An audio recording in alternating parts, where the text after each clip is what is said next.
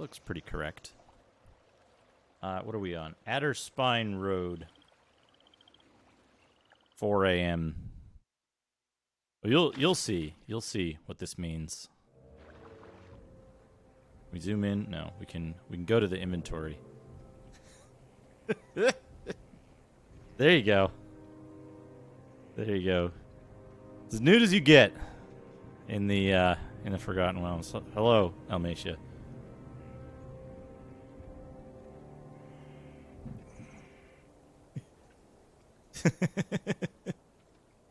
He's wearing metal boots and gloves and a hat and a helmet too.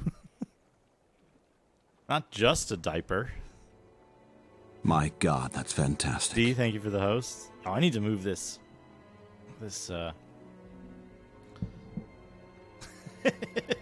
Accessories only. Oh, sorry for the weird creaking noises coming from my gooseneck.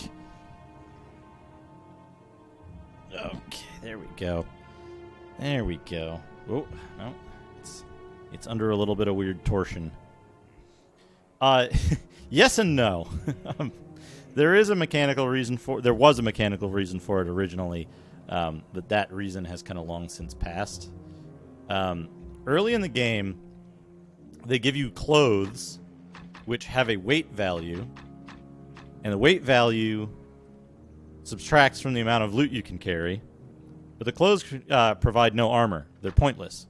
So the first thing I did was sell the clothes, leaving me nude. It was functionally superior to carrying the clothes around and wearing them. So I just left the main clothes off for a while because I could. And then I later discovered, as you get deeper into the game, armor doesn't seem to do very much for you. And it weighs a lot, the fighter armor. So I was like, screw it. Why use armor when you can have less trips back to town by just not using it? And it's worked so far. Plus, it gives you more money to focus on getting this cool halberd.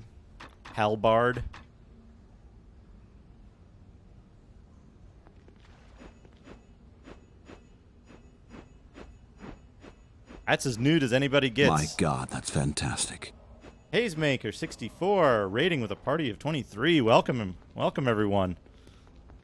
Hayes saw a nude dwarf and couldn't resist. Whee! Welcome everyone to Baldur's Gate Dark Alliance. Oh, I gotta change my title here. Nude Dwarf game. I gotta start this timer. Start that timer. How's the sound? Oh, I turned this down when I was doing the Roland comparison recordings a minute ago. That should be better now. We should be able to hear the interface sounds and everything. My God, that's fantastic. Tobor, thank you for the host. Welcome to Nude Dwarf game. Yeah, this is our nude dwarf. He's wearing accessories only, we've determined. Helmets, gloves, and boots are not clothing, they are accessories. And he's got a halberd that he uses in the least effective way possible. Here. Enter Rotting Bog. Yeah, Rotting Bog is the next area we have to tackle.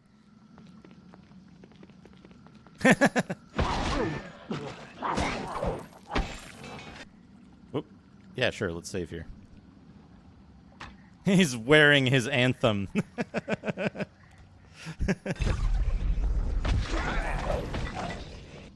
But armor appears to not do much in this game.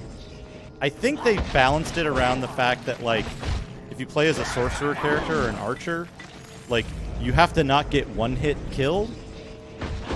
It doesn't do what armor is supposed to do in D&D and make you harder to hit, for sure. It certainly doesn't do that. it seems to maybe reduce damage, but not by a lot. It's not like being fully armored would make you much, much more resilient. It just doesn't do that.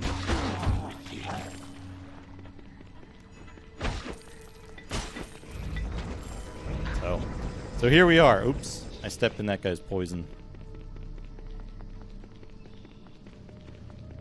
Alright. The Rotting Bog. We want to explore pretty much everything so we can get all the XP.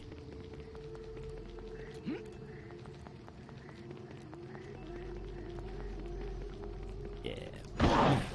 I love the way he uses this I'm low on health from that poison. Also, like, poison and magical effects, which are most of the damage you take at this stage of the game, don't get reduced by armor anyway. So we're regenerating pretty quickly. That's good. That's good.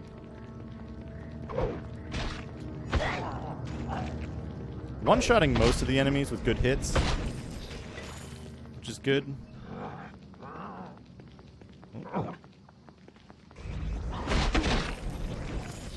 I should probably bother blocking.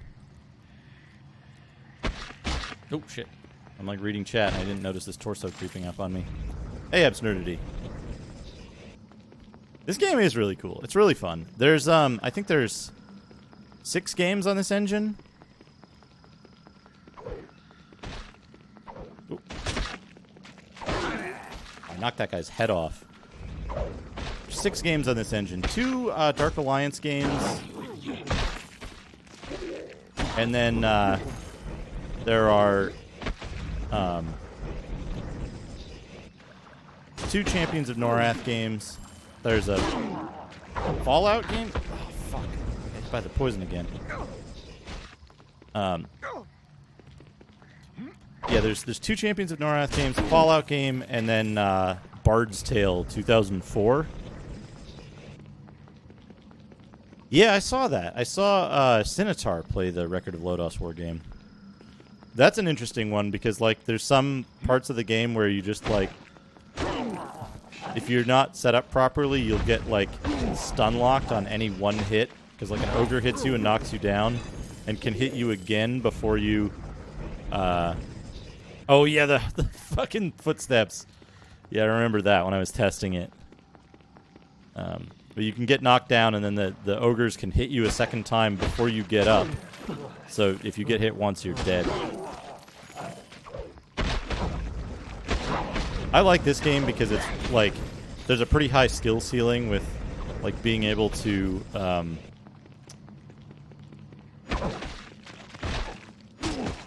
being able to, like, kite enemies around and stuff. Oh, that guy got owned.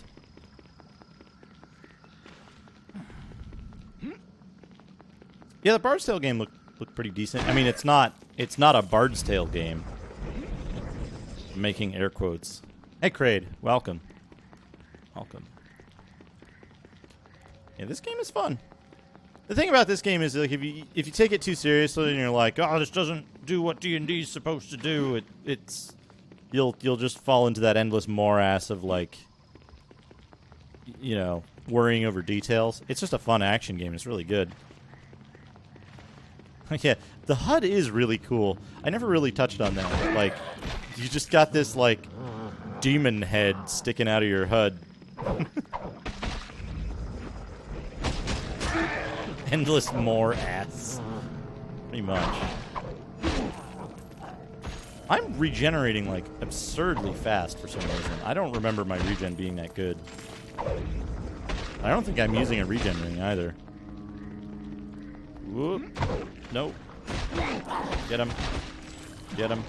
Get him. Get him. Yeah. Got him.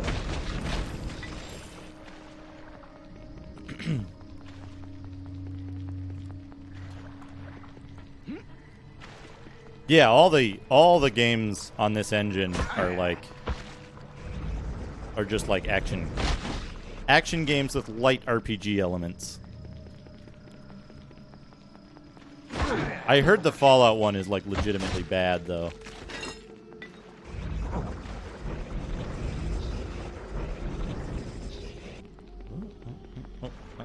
so. Trying to read Reg's comment here.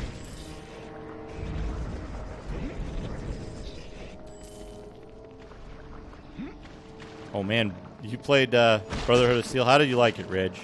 How did you feel about Brotherhood of Steel?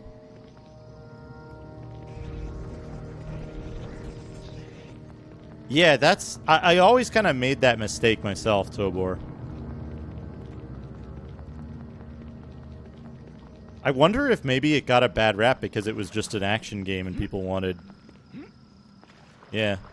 Exactly. It might have been just a simple, decent action game that people wanted something different out of. Can happen a lot.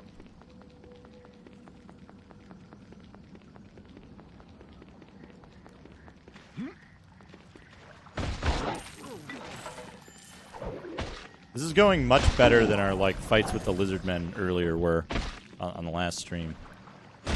With this like incredible regeneration and like just taking a couple of hits to kill enemies. Oop. Grab that spear out of the air. I just gotta remember to save like sometimes. Just look at how much that poison hurts you. It's like 10% health. Maybe more, 15%.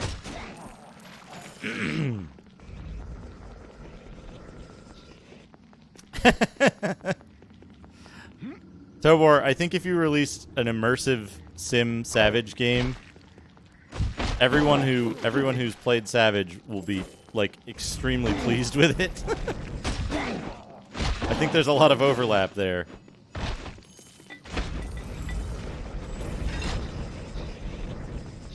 Like Sim Barbarian is a fantastic concept.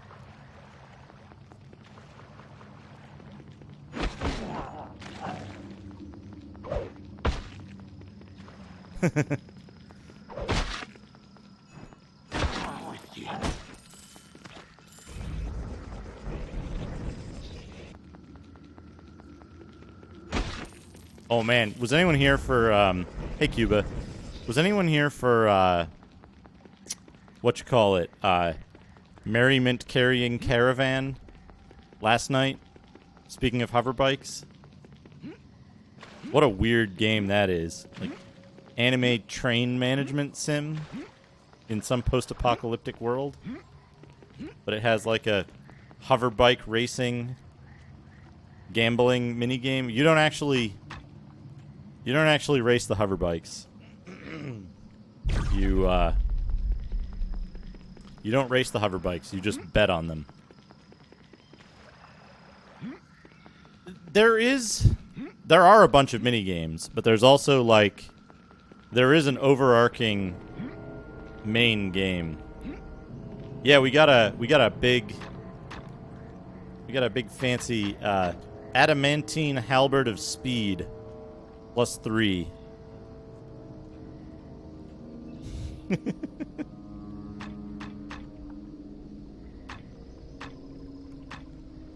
We picked up a bunch of like garbage that we're gonna sell. I'm guessing that like Lizard Man Shaman guy is the last shop. Oh hey, I like backtracked to the save point right before I found the new one.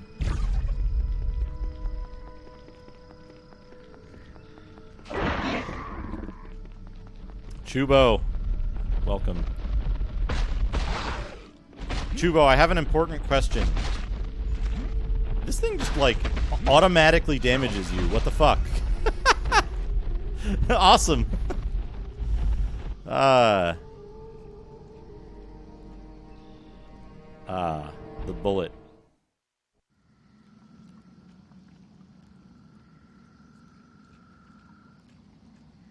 I only like games that let me win. Jubo, I have a very important question for you. Does Doc the Destroyer count as a caveman? Yeah, bullets you just attack straight on. Don't try to run around them. Is Doc the Destroyer a caveman or no? We know he's from the future, but is he a caveman? That's the question.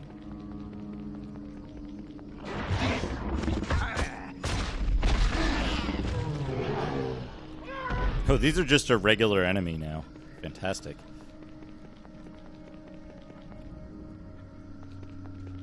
A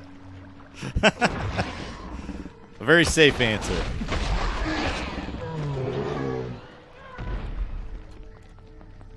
A very good answer. That's caveman status unknown.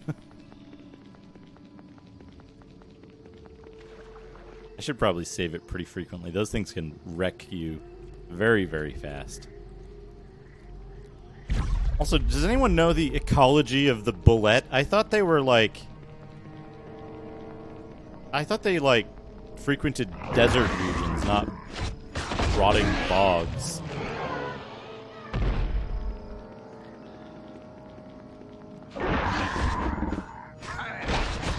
Hey, dog. How are you? How are you?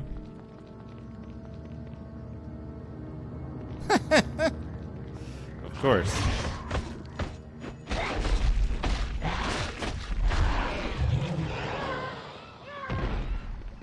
I'm doing well. I'm doing well. You know what? I'm super, super happy about being able to stream on a regular basis. Snapping turtle and an armadillo. Probably classified as a land shark. No, get on him. Get on him before he activates his AI. Fuck. These are like landmines that you have to like quickly react to. Fuck, I got two of them. This could be death. Oh, they only cause damage when they're moving. So as long as you like stand still, you're fine. I'm gonna go back and save again. My favorite owlbear. Okay, two things. My favorite owlbear, great name for a manga. Number two, my favorite owlbear is from Phantasy Star 1. Best owlbear in a video game.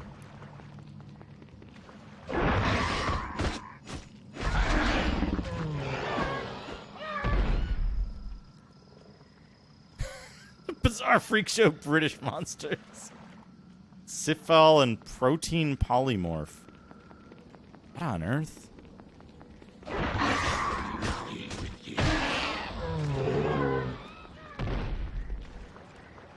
Killing these things is like clearing a minefield.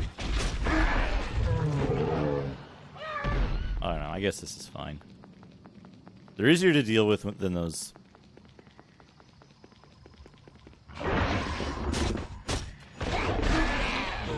They're easier to deal with than the zombies because they don't like. They don't leave a cloud of poison that can kill you long after they're dead. They do deal a lot of damage, though. Ugh. Classic monsters. I need a sip of coffee.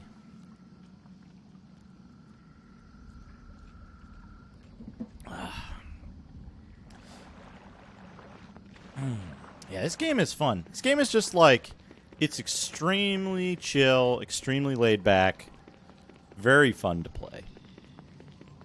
It's not too difficult. Usually if you die, it's because you're looking at chat. Honestly. That's nice.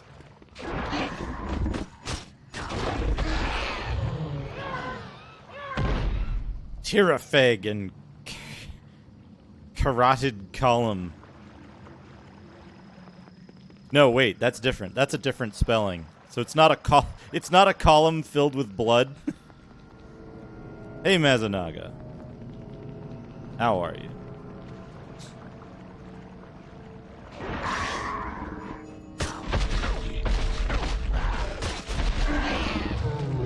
Okay, we're gonna wait a second here. Do I have, regular healing potions?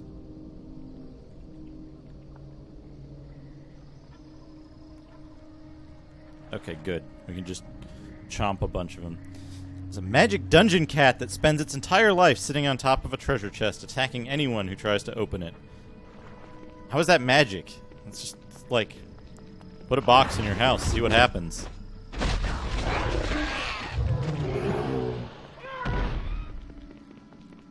Normal cat behavior. What? Oh, there it is.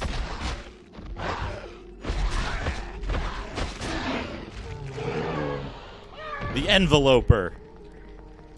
Oops, I got rid of my map trying to block. Please tell me that's one of those joke monsters and it's just like a giant envelope.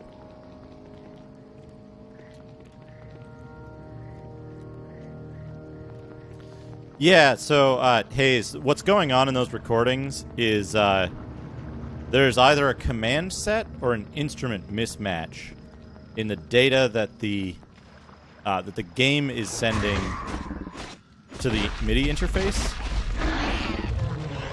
So it just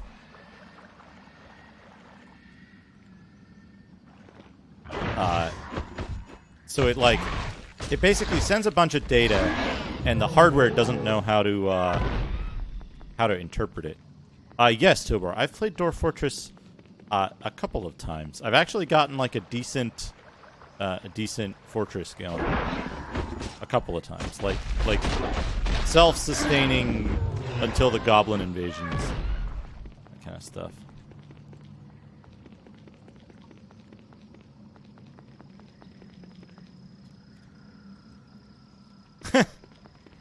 You've been played by it.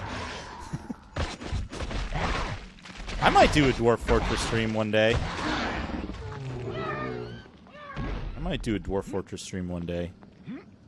The thing about Dwarf Fortress is, it's extremely hard to explain everything that's going on if you're not, like... If you're not prepared to do a lot of reading, Dwarf Fortress can be very confusing to look at.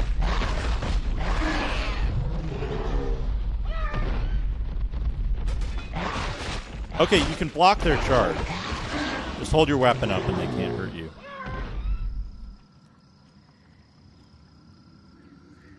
No. We have no clothes on. Just accessories. The thing is, I think that recent changes since like 2010, the 2010 release, have made Dwarf Fortress much less weird. The like generation, the generation algorithms of it. This is Nude Dwarf game. The generation algorithms of Dwarf Fortress seem to have gotten a little tamer since he did the like civilization updates. So it's like I'm oh shit.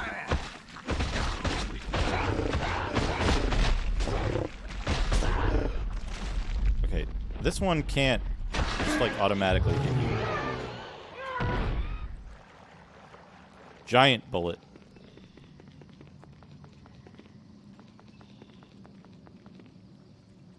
Let's save it. Bog. Let me make sure I didn't like miss anything real good in chat here. Oh, I started to talk about the mismatched MIDI stuff. Basically, what happens is the data that gets sent to the MIDI device doesn't get set up correctly. Like, it doesn't get interpreted correctly. So you say, like, hey, give me strings. Give me some nice swelling orchestral strings. And it's like, wood block. Got it. You got it. There's some really good stuff you can do with mismatched MIDI stuff. If I go on break, I might play some of that. Castlevania on the X68000 with mismatched MIDI is fantastic. Fantastic. Gunshots and bird noises in Vampire Killer.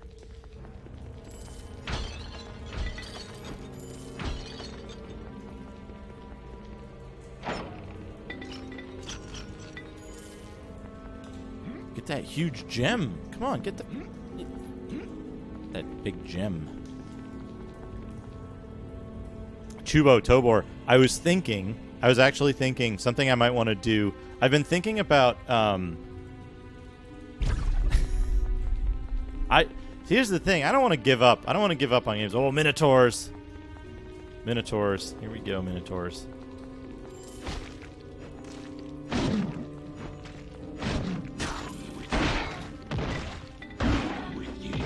I want to play as many games as I can.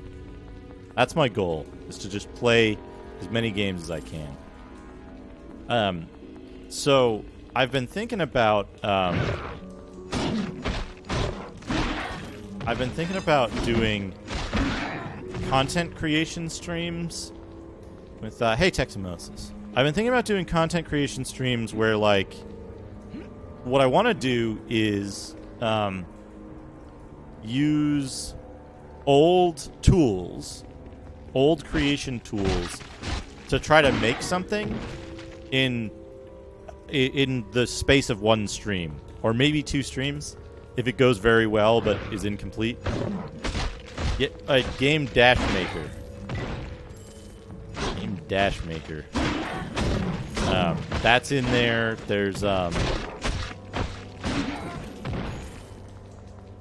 yeah, game dash maker. There's RPG Maker on PlayStation. Like the PlayStation RPG Maker. I want to mess around with that. There's Bard's Tale construction kit. Bard's Tale construction set. There's like these extremely limited, narrow-focused toolkits. And like, oh yeah, that's right. There's an SNES one. So a lot of this stuff is like, I am Teximosis.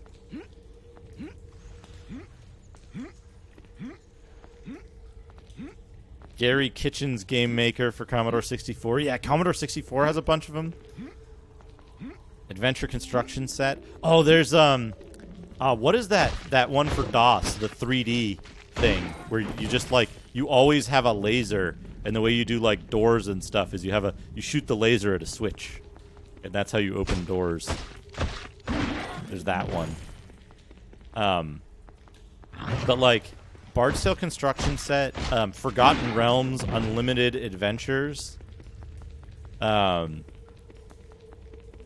is another one that I want to check out, because, like, I had that. I mean, I still have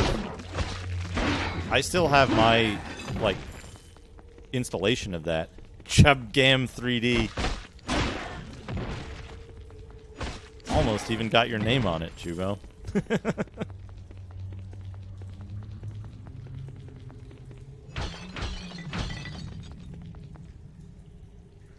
Sprite Fighter. Characters and then uploaded them to the internet via AOL. Sprite Fighter on Mac. I don't know about that. I'll bet. Tobor, post that in my Discord on either the general channel or the game list channel, and see if anybody knows about it. I think either Samson or Cuba has some knowledge about old Mac stuff. I know there's some people out there who do. That's the purpose of it. It's not just my games. I'm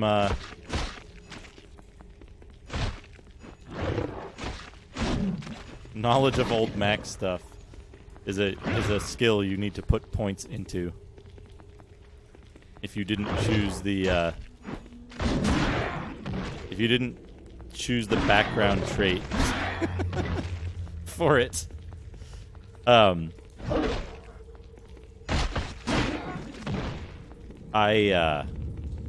I've been actually playing around with an idea, and I'm gonna have to reach out to whatever resources I have in the community, and actually maybe some of my actual work resources, because it's not something I typically deal with.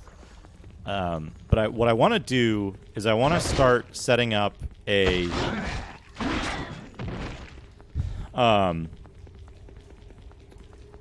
browsing and searching focused database of extant.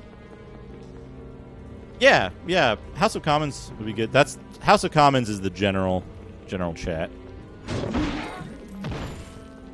Yeah, House of Commons or game list. Hey, Sarsanovi, welcome. Yeah, we got our like combat speed up high enough that punching is now slower. Like, oh, I bet it would look fucking hilarious with the halberd though. We're gonna have to try that. We'll try it. We'll try it just to see what it looks like.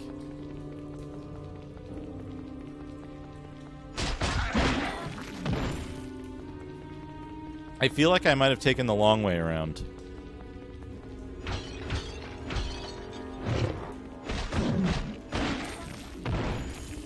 These minotaurs are chumps.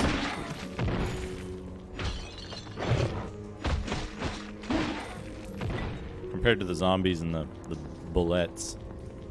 Right, so saying I want to set up a browsing and searching focused game database.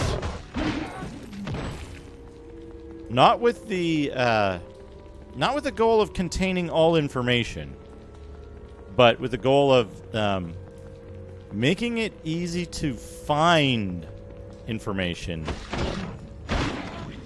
and then linking that information to the people who've actually collected the like good data on stuff, you know, Cutting Room Floor, Moby Games, Hall of Light, Lemon Amiga. What are the C64 sites that do the same? GameBase 64, is that it? Just because every time I use one of those sites to find like a class of thing, I have a very hard time. Hey, Skeleton Manners, welcome. Let's save it here. World of Spectrum. Yeah. Because, like, all the data's out there. So, like, say you wanted to search for a list of games that had, like, a combination of certain attributes. Most sites don't allow you to do it.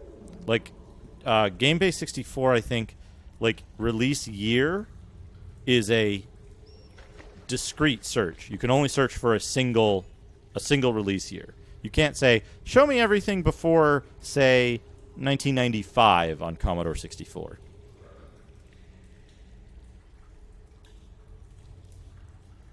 On Moby Games, you can't say, show me all of the RPGs, but not strategic RPGs. A lot of that stuff. And you can't say, like,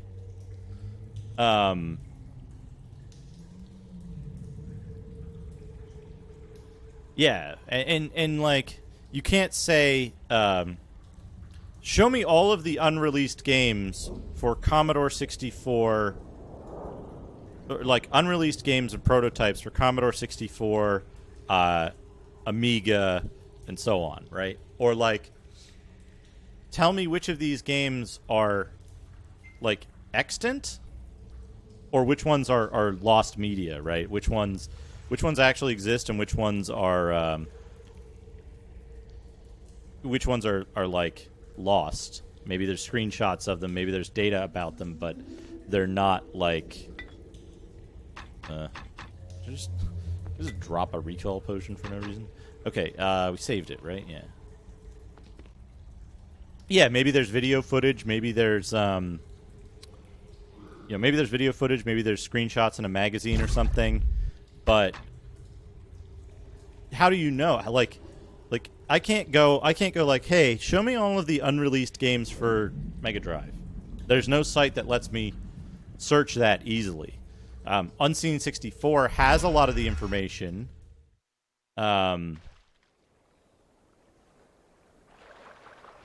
Like, Unseen 64 has a lot of the information, but is impossible to search or browse. So it's hard to find something unless you know exactly what you're looking for. Temple? Have you walked down the water stair? You must do so to reach the Onyx Tower. I need some supplies. Buy. Okay, wait. Sell. What did I get here? Garbage. Flaming short bow. Blah blah blah blah blah blah. None of this stuff is anywhere near as good. Okay, so now we need to do the other thing. The trick. We do this. We equip the bow. Then we...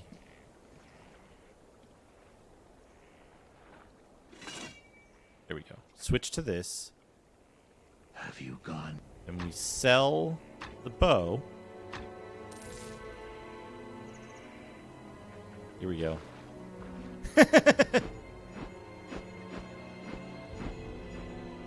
Yeah, that's another thing is like... That's much harder to do because it requires like accurate tagging, but you can filter certain things for Kingsfield, right? If you say like, okay, yeah, Kingsfield is a first-person RPG, right? Oh man, yeah, I wanna use that sort of Moonlight dev kit someday, but it's all in Japanese, right? Yeah, that's the other thing is like, if you search Moby Games for, I'm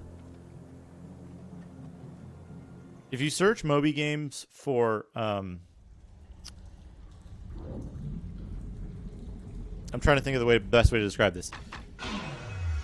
Oh man, Bouncer Arcade Flyer. Have you gone? Sell.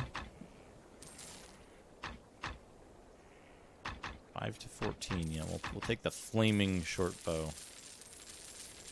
Might look cool as well. What is the example? Oh, right.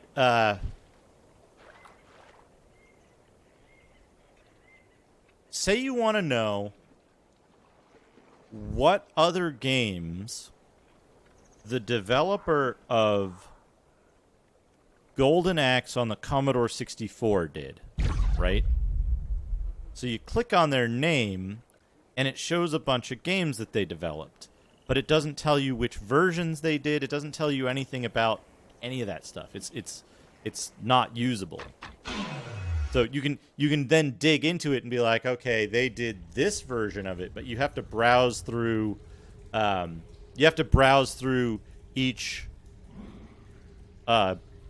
Each individual version of each game to figure it out.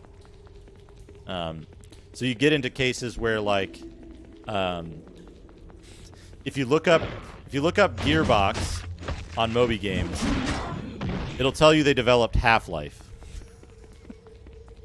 That kind of stuff. Just like there's some real absurdity that happens as a result of those limitations of their system. They also have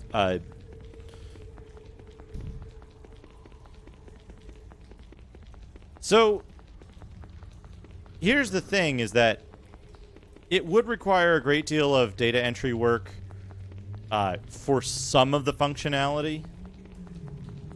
But there are certain pieces of functionality that can be built ahead of time, and if the system itself is built on a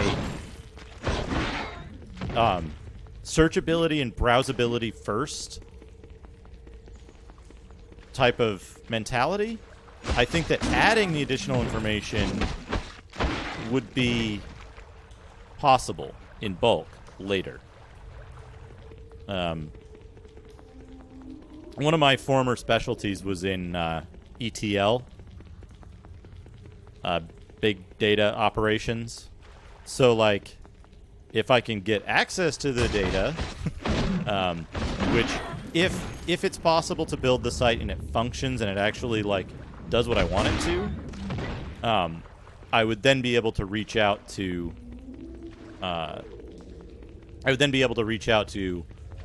other sites who do similar stuff and say, like, hey, can you get me an export of your data so that I can, cross-link all this stuff to help people better search stuff? You don't have to do anything to your database. You don't have to change anything. People will more frequently find stuff on your site as a result of this partnership or whatever. I think that would be the end goal. Because like, there's no reason to reinvent the wheel, right? Like, Obi Games has a fantastic database. They have tons and tons of information.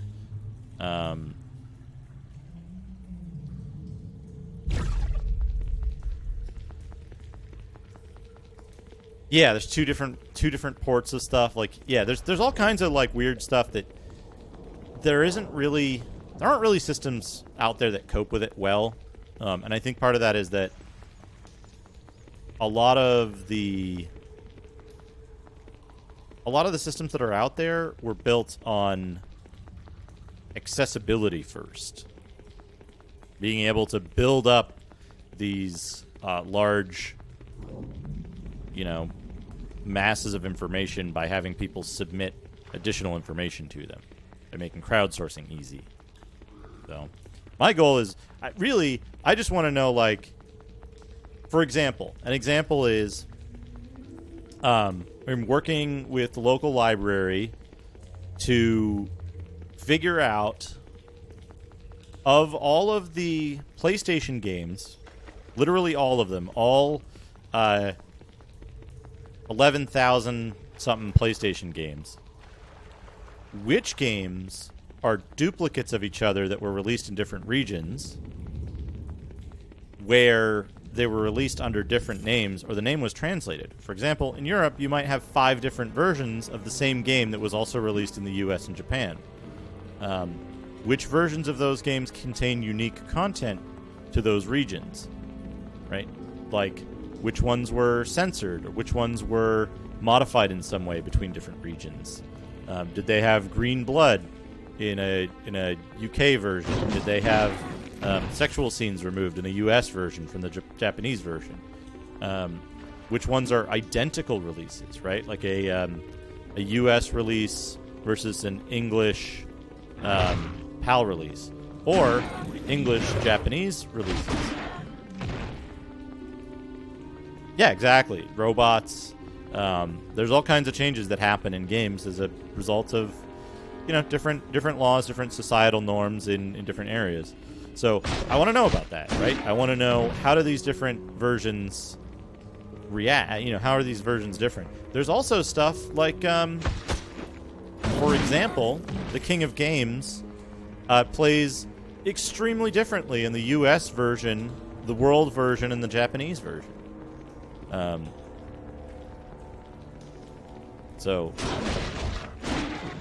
differences like that are not well documented. Even like, even Cutting Room Floor doesn't have information like that. Arcade Museum. What's the name of the arcade site? Oh, hey. Slavis is here. Hopefully this is a new, like, shop zone. But yeah, like, I haven't found any site that actually, fully documents things like... Strength is great. Many enemies lie dead. To attack you is to die. This is the door to the world of Here we go. water, where air, earth, all is water. Human shamans call world of water element plane. Plane of water. This leads to an elemental plane? How can this get us into the Onyx Tower? There is gate to element plane of water in tower. There is gate to element plane of water here. You go through this gate, come out through other. If there's nothing but water beyond the gate, how do we breathe? Slavas. I think it said, how do we breath? A magic that lets you breathe like fish for a short time.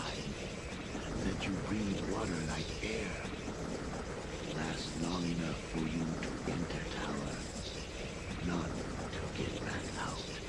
You must destroy tower from inside, then find your own way out. Great, sounds impossible. I better get to it. I need some supplies first. What have you got?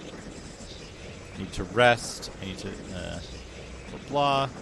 I need some supplies first. Do you sell anything different than you did in the swamp? Nope.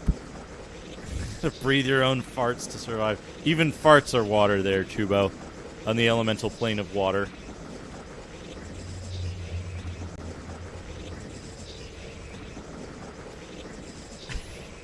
Yeah, Cuba, there's all kinds of weird stuff, but I was gonna say, the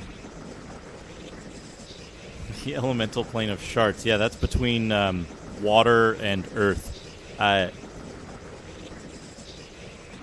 Like one of my favorite arcade games, Shadow over Mystara. There are differences between. More so than just the bugs, there are differences in like difficulty and balance between the Japanese version, the world version, and the US version. Anyway, I'll be right back. I need to turn on the air conditioning. Getting hot in here.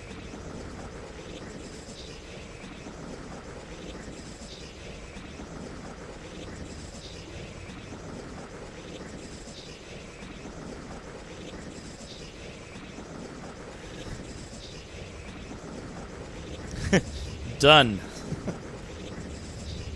Anyway.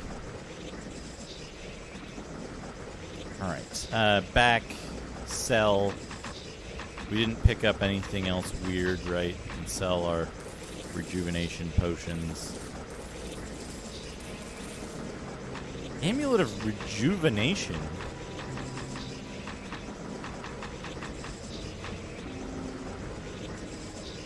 I get... This has got to be... This has got to be,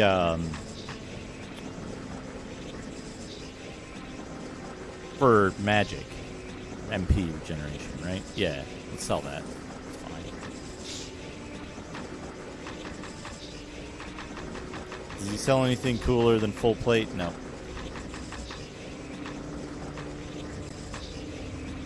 Yeah, we're good. We're good with that. Let's save it. Oh, it's always warm here. It's probably like in the high 60s outside.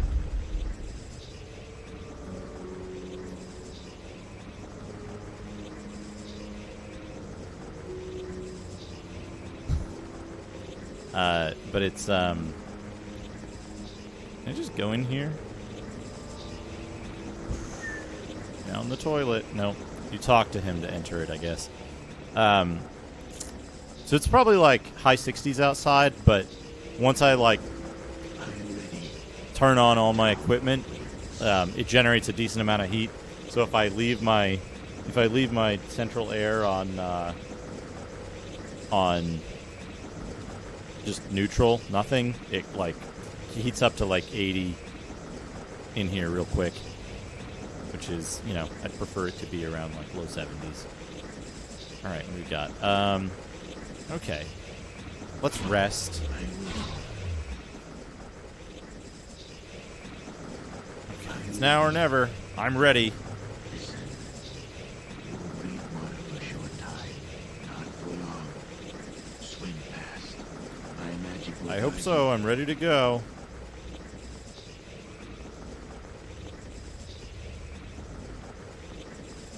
It's Los Angeles. Los Angeles. Which is nice. It's not as... I think the weather in Florida kind of sucks from what I've heard. Because it's humid all the time. Okay, we're in the elemental plane of water.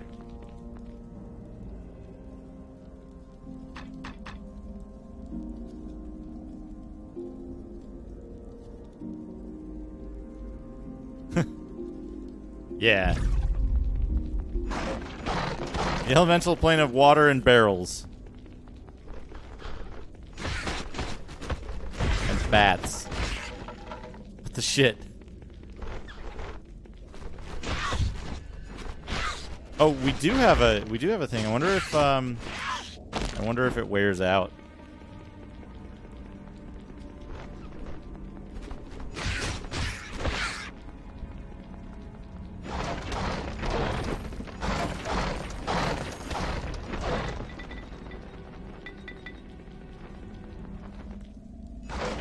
Oh, we've got like a fucking million arrows, huh? Whoop. Whoop. He said his magic would tell me where to go, and I don't fucking believe him, because I don't see any guidance.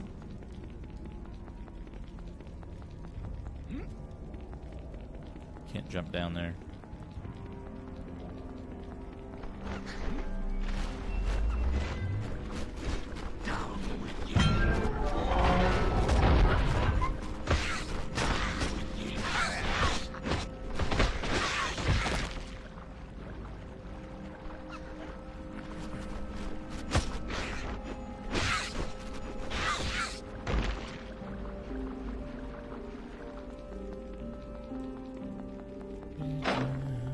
I assume I should, like...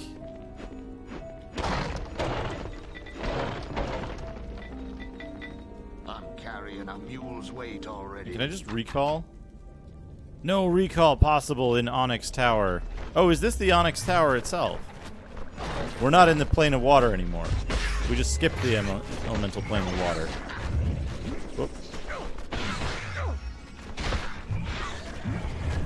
Stop dying to poison.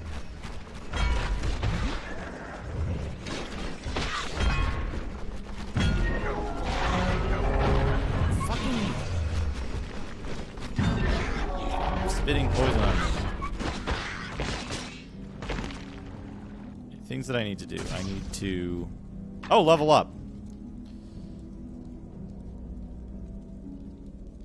Hey, this machine hugs. Welcome. It's going well. Going well.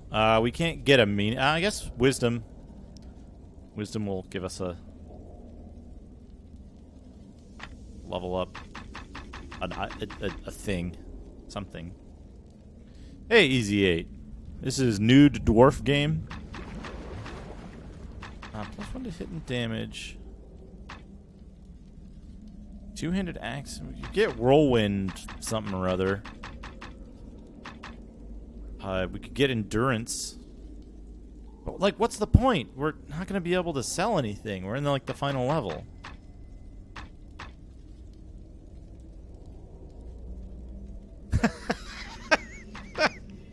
Yeah, just Google Nude Dwarf game.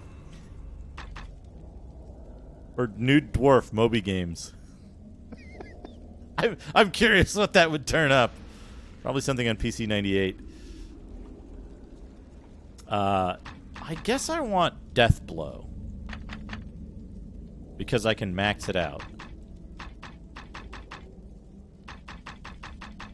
And then I want Bull Rush. Because if I take Bull Rush, I might be able to, like... Here we go. Bull Rush. Hell yeah, I can fucking go fast. And I have, like, 1 MP, so it just regenerates infantry instantly. That's hilarious. That's great. Excellent setup. 1 point in... I should have done that way earlier. I should have done that way earlier. I had other priorities. What am I carrying that I don't need? All this shit. Drop, drop, drop. That shit.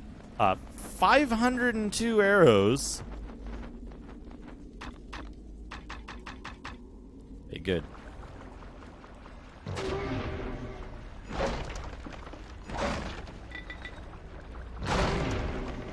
Oh, you can't go through boxes. So many arrows. Why?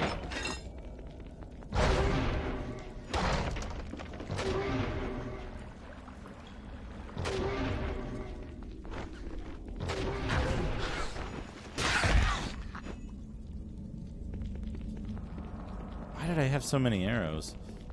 Why are there 2 save points so close together?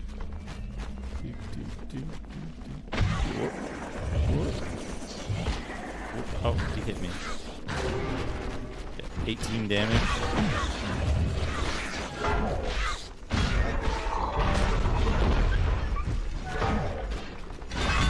Oh, I should have bought like a fuck ton of healing potions. Son of a bitch. Did I save it in here? And like overwrite my other save? Can I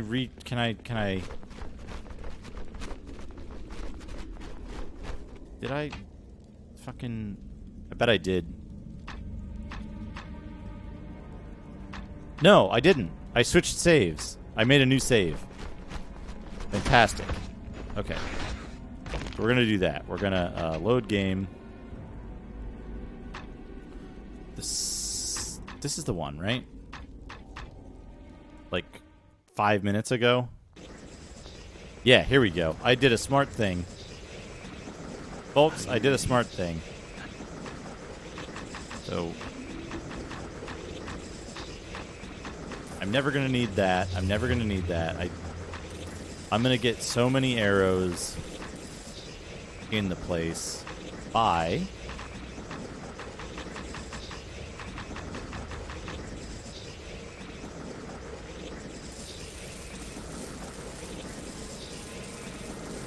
Wish I had an auto fire controller.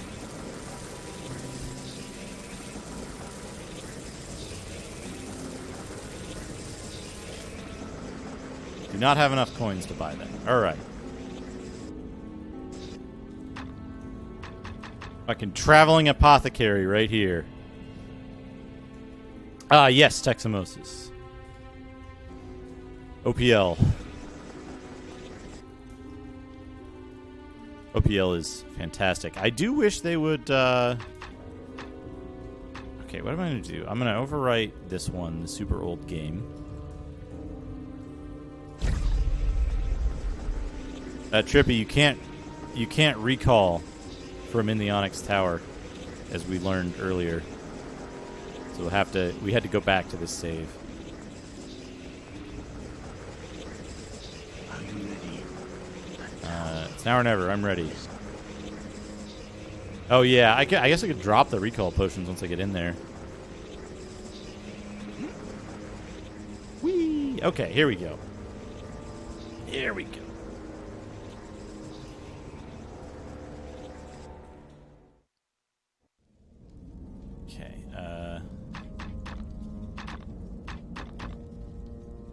Fine. Okay, and then we're gonna make I'll make a save of like final stuff once I'm in here.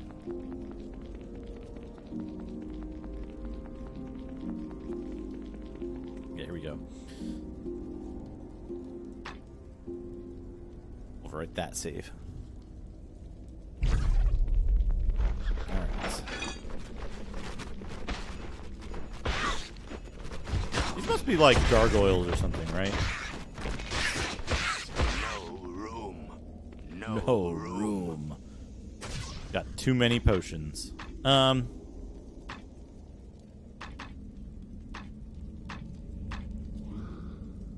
guess we'll just increase our strength further.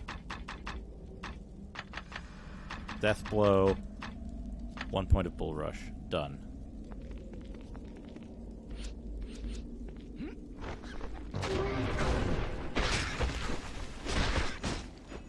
Yeah, bull rush is only good as a movement ability to reduce travel times.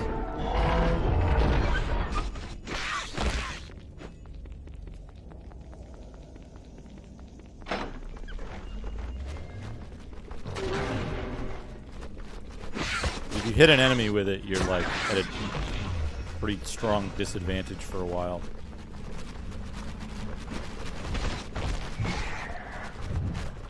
Back here.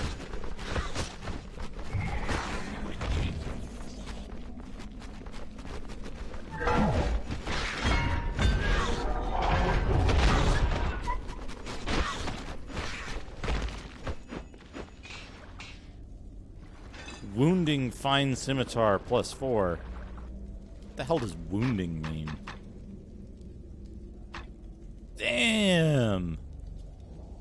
Look at that damage. That's a lot of damage. But it's not of speed, so I'm not going to hit as fast.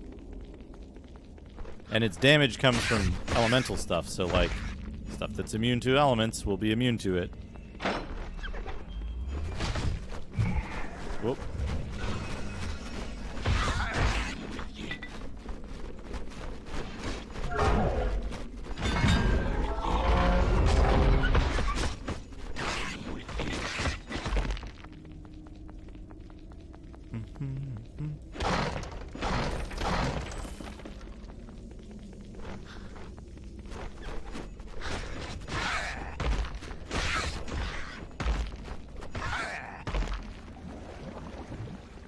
These are gargoyles, right? Gargoyles are a huge pain in the ass.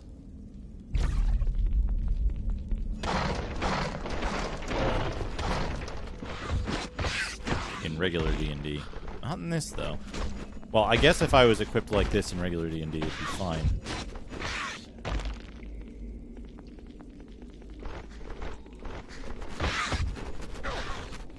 Yeah, I guess gargoyles are weak, or gargoyles are susceptible to regular magic, while iron golems are immune to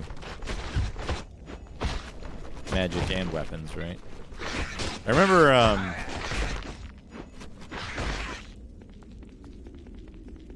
what's it, Secret of the Silver Blades had, like, iron golem fights every floor in the castle.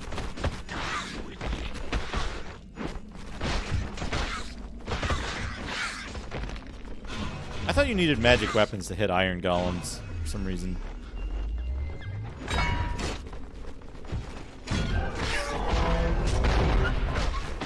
Whoa.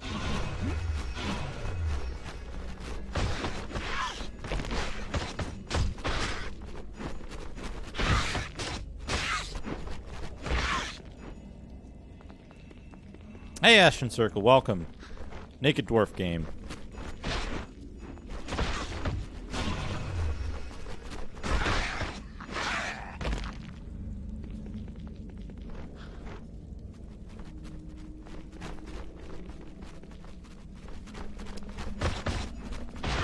Huh, I'm curious. I know in the newer versions of OPL, like, sometimes you have to mess with the settings to get certain games to work.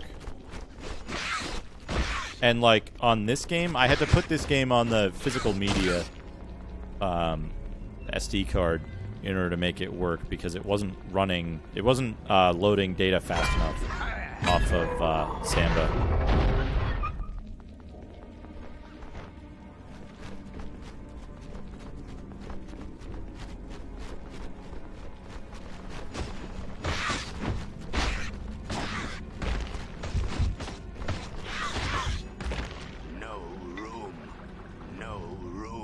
Mithril Greatsword +3. The it's Baldur's Gate Dark Alliance 2 that has the like extremely exploitable enchanting system in it, right? Where like as long as you have enough money, you can keep enchanting your weapons up higher and higher and higher until it's costing like hundreds of thousands of dollars. Hundreds of thousands of gold pieces. So it's also the one that has this one has it as well, but it's more useful to do in Dark Alliance 2, where you load up a character on the second player port, drop all their equipment, sell their equipment, have them quit the game. My God, that's fantastic. Malamute, thank you for the I'm carrying a mule's weight thank you for the already. host. Welcome everyone. Welcome to Nude Dwarf game. Yeah, look at how much damage these things are doing. 84 damage, even. Oops. It's super slow. It's not too slow. It's not that slow.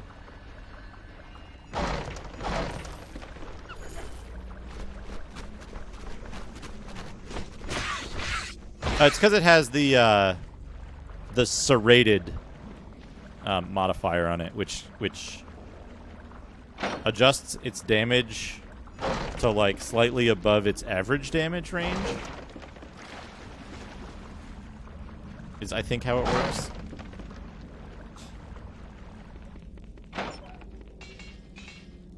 Icy burst +5.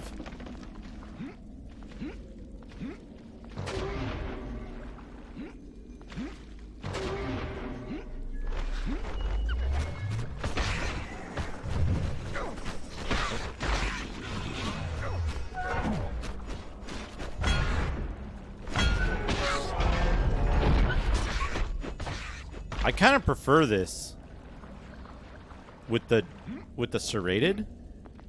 It seems pretty good. I'm carrying a mule's weight already. I'm carrying a mule's weight already.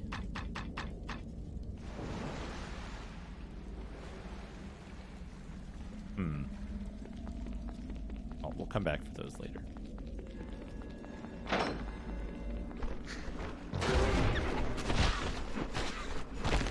$14 damage. I think the defense weapons give like an extremely negligible amount of defense.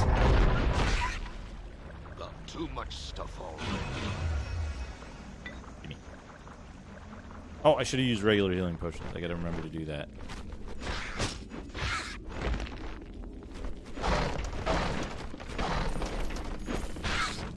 I guess I know why they're giving you so many arrows in this area, and it makes a lot of sense.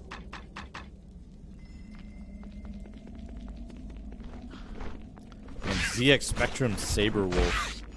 That's one of the cooler looking games on the system. It's also got the guy from Congo Bongo in it, right? I mean, not the same guy, but they look similar, right?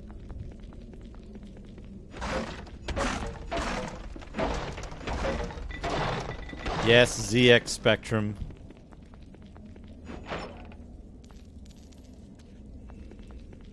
Am I using a Ring of Strength? Yes, I am. Now I'm using a better one.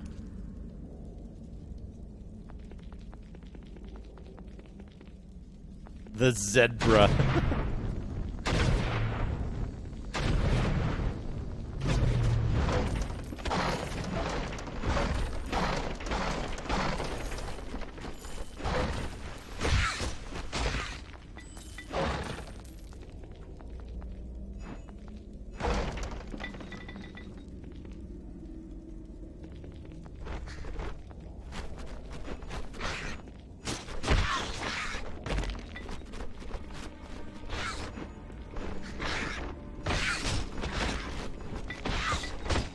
As a result of having played a whole bunch of, what's that game called?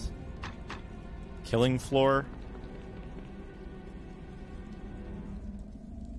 We're going to the Onyx Tower to, kill the Lich? I think it's a Lich.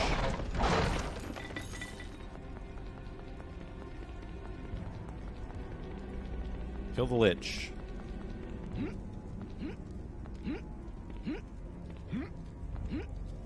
What's this? Fine battle axe of defense. Yeah, no, we don't want that. I like this. I like this axe that we've got right now.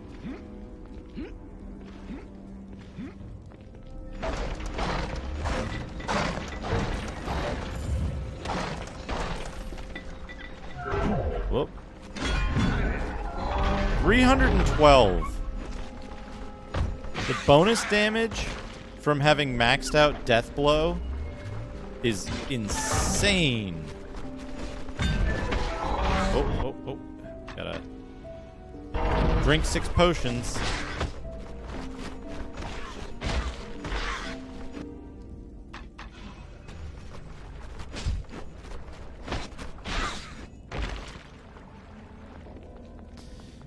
Yeah, there's like we discovered that that there's a lich controlling the lizard men, and we've come here to defeat them. We think they're orchestrating the whole thing.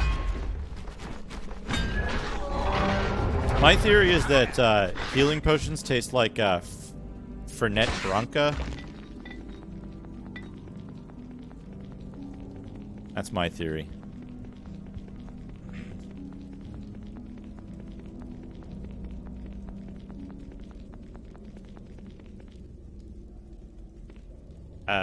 Or actually don't know what the correct pronunciation is. The correct pronunciation. It's a it is a herbal liqueur. Here, let me save it here and let me find it.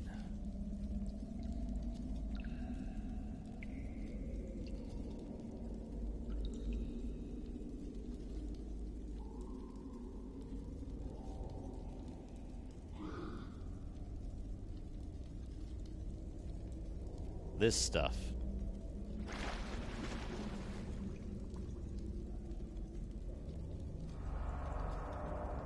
It tastes like weird herbs and like I don't know, it's hard to describe. It's like very sharp. It makes you feel like it's gonna make you healthier from its flavor.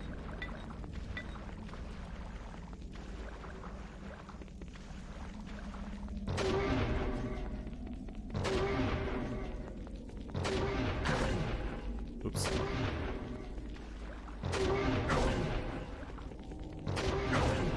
Oops.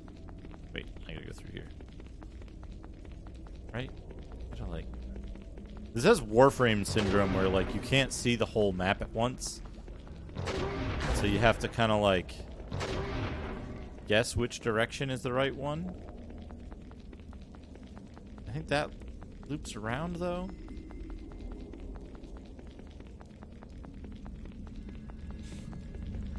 Arctic Blizzard.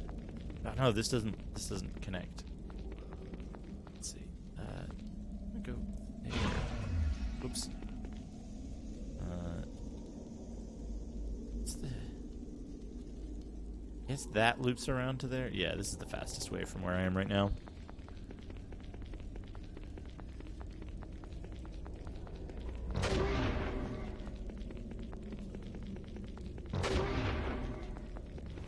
There was one Gatorade flavor that was supposed to be like cherry something, and it tasted so fucking bad. It was around in like the late 90s for like a week, and it sucked.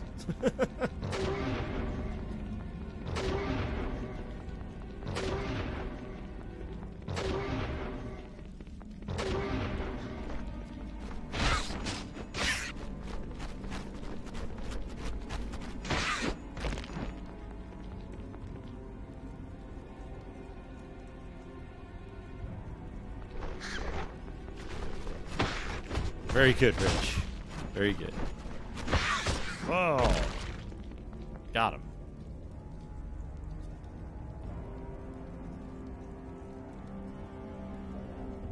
Just drink this. Just drink it. Yeah, that was the weird thing, is that, like, if this particular flavor of Gatorade had tasted like, I don't know, Luden's cough drops or something, it would have been fine, but it didn't. It just, like, it tasted weird and bad. They're pretty good. This is a pretty good idea.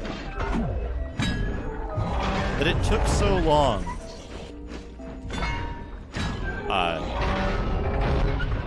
Is what, that it took so long is what baffles me. Okay, yeah, that's the way up.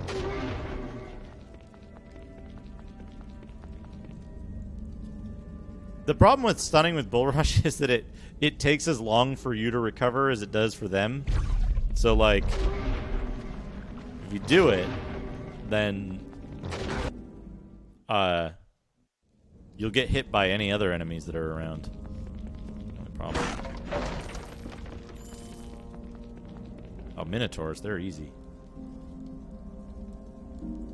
There were 2 Dark Alliance games. I'm pretty sure there were some others.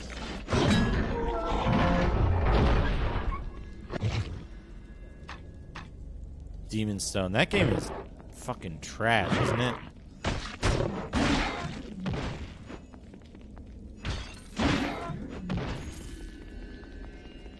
What shit is this? Oh, it's a little pot you can break. Oh yeah, Daggerdale. That game, I was kind of excited when I saw like co-op D&D action RPG, and then I like looked at Daggerdale for 2 seconds and I was like, well, nope.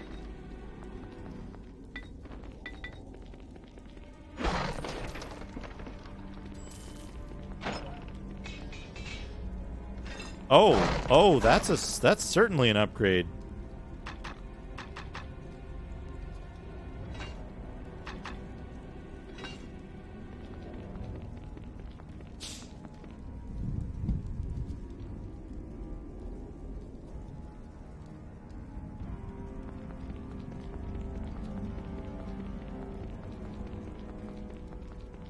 You know it's a good Dungeons and Dragons hack and slash game? Tower of Doom, Shadow of Mystera.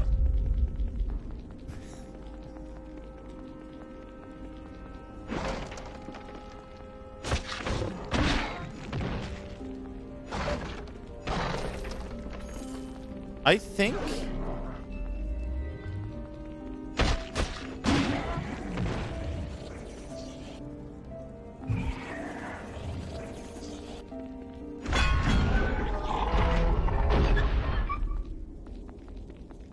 think the serrated,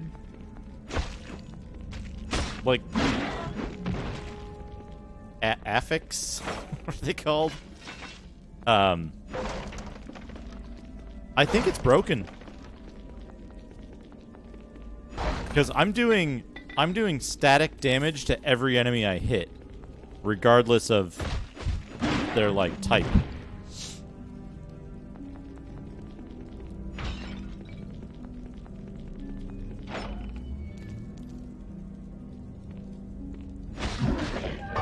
I think it just ignores any damage reduction they might have.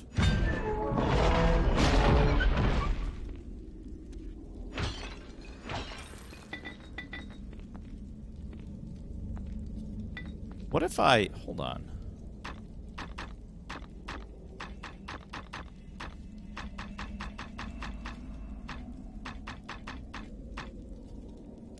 If I take that off, and I put this on... Hold on, what's my... 31 strength. Where does that fall in... What is this supposed to be? 3rd edition? Like, not 3.5, just 3rd edition, straight 3rd?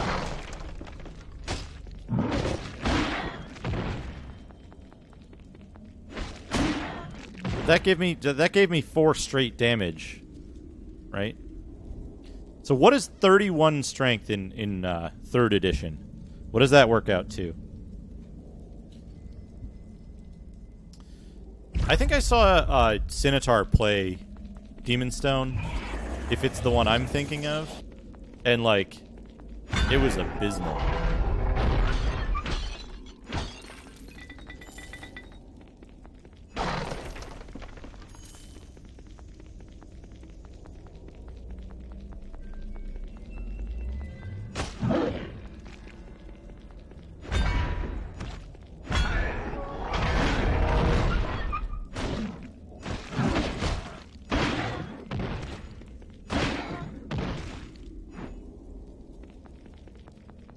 There is an official sequel to this game, actually.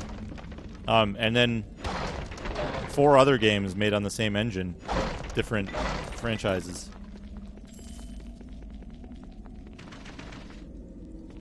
Okay.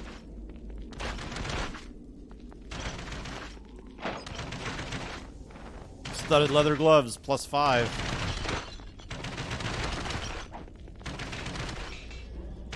Icy Burst Masterwork Sword.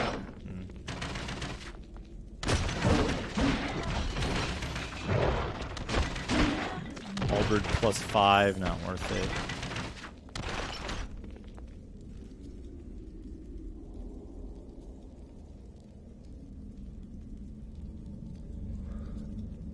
Yeah, this is the first one. It's the first one. We got longsword +5. Playing the first one first, and then I will probably take a break in between, but then I'll play the second one maybe after the next like long form action game. Half plate helmet +3, that might be better than what I'm wearing. 12 and 12, but it's one thing shorter. It looks fucking hilarious. We're gonna wear that.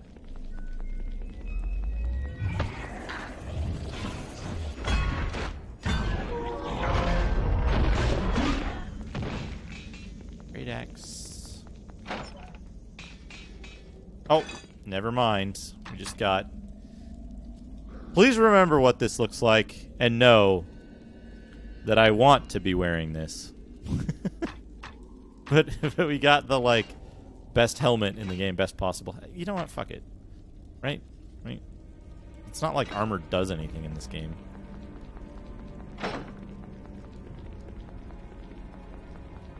Yeah, Champions of Norath, I think there's 2 of those.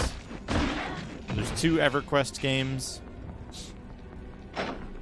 in this engine. There's Bard's Tale 4, Brotherhood of Steel. Shit about that.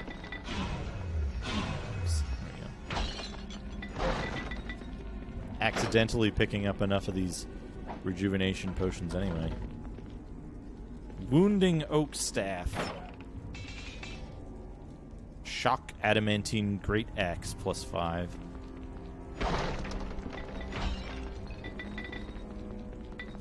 Oops. You know what I gotta do?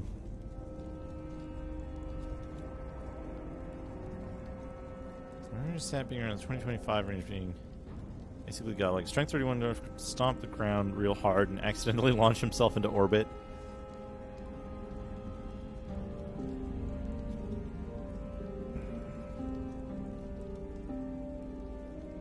BOS. I believe Brotherhood of Steel. I believe Brotherhood of Steel plays pretty much like this. It's just a little... I haven't played it, though, so I can't... It's got guns. Nice. Okay, I've looped back around to the start. I must have missed something. It's fine. Hold on, I need to take a short break here for 2 reasons. First, I need to look up I think I'm being followed. What could they want from me? Salty Noodle Gaming, thank you for the follow. First, I got to look up if 3rd edition covers... If 3rd edition covers strength that high. Rule books...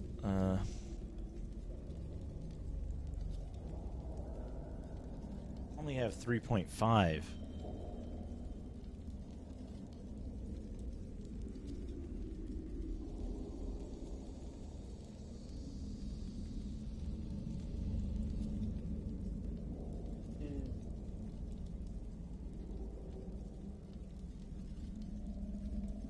On giants. What do giants have? Cool giant.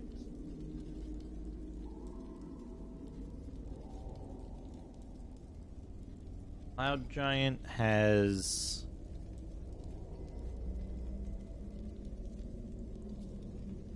35 strength is a Cloud Giant.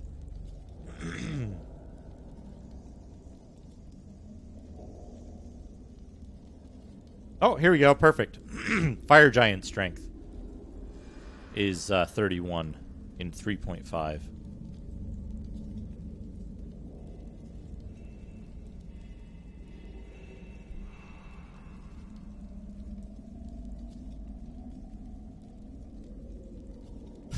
Cool heavy metal ghoul. Awesome. That sounds cool. Yeah, giant strength is is the usual thing, right? So I think 25 is storm giant strength, which is the highest normal obtainable strength for player characters in first edition is 25, which is storm giant strength. Usually through a girdle. Here we go.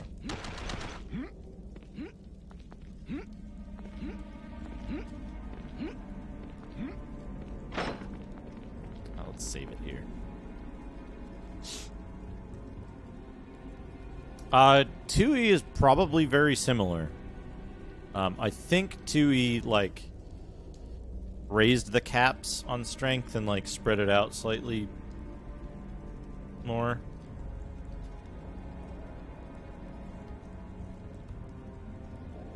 But yeah, okay. Game saved. Here.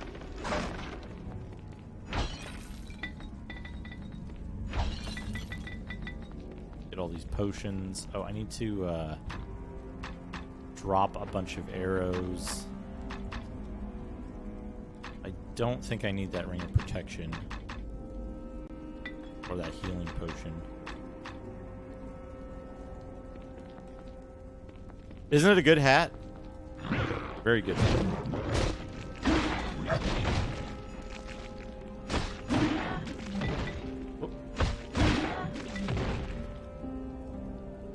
Oh, I have plenty of, with all that extra strength, I have plenty of carrying capacity now, too.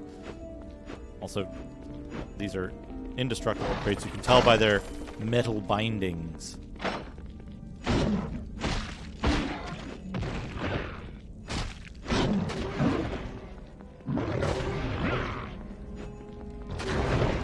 Whoops.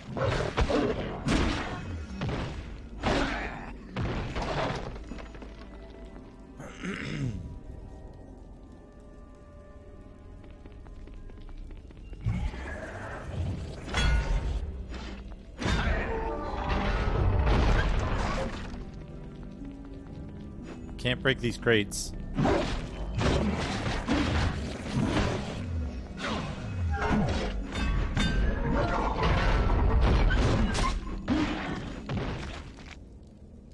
we go. Save that. What was 4th edition like? It was like a board game. You ever see the Ravenloft D&D board game?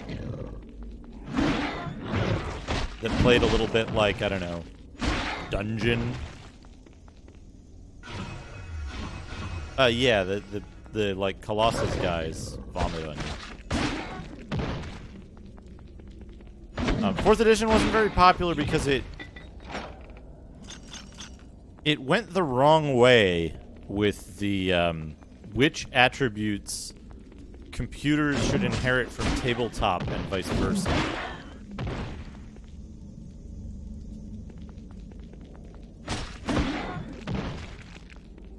Dragon Strike. Yes! That's what we want. Stupid hat plus 5. Excellent. Whoop.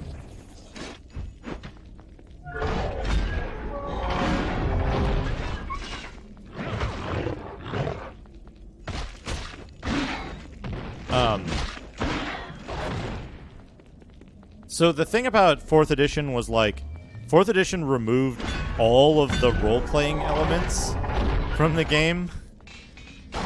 And it was oh, that almost killed me. That chest that spit out these plate boots almost killed me. Good thing. Good thing I have an infinite number of potions. Elven full plate gloves. the difference here? 15 versus 17. They weigh 2 instead of 4. Half weight.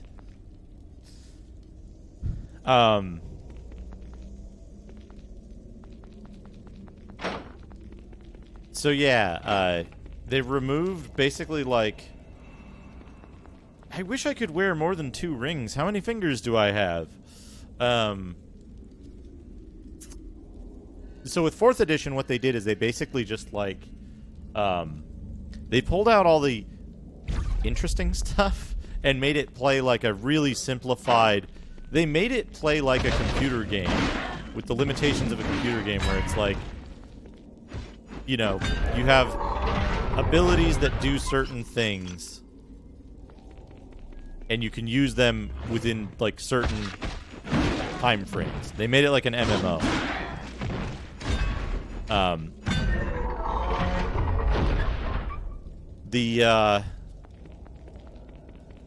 The interesting thing there is like the key point that I use, or the like, I guess the like, I would call it a pivot point, right? That I use that to assess each of the different editions is the descriptions, the presence of and descriptions, the presence and description of a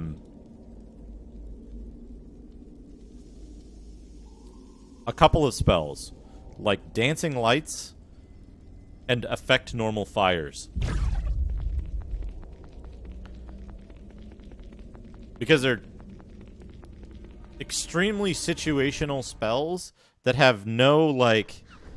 You'll never see Affect Normal Fires in a PC game.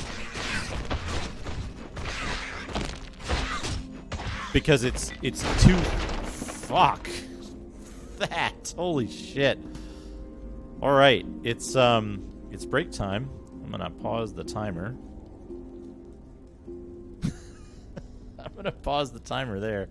I was gonna load up let me see if I can do this easily enough. I'll just have to guess. XM6 to G.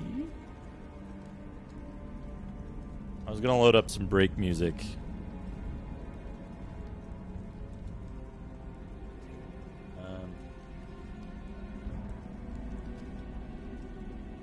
Kuma Joe Dracula. There we go. Let's do what is this set on?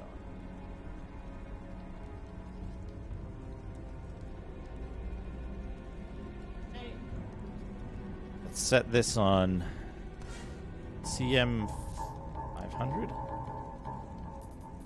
Let's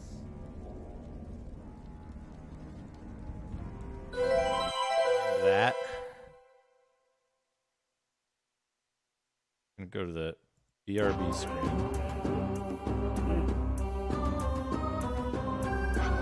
I think what I want to do here is reset the CM 500. Yeah, here we go.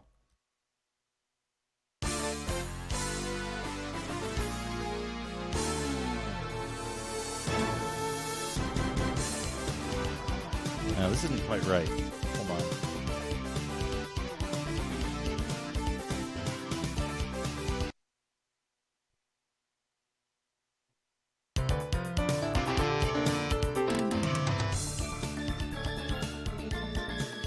Oh, no, I gotta reset this.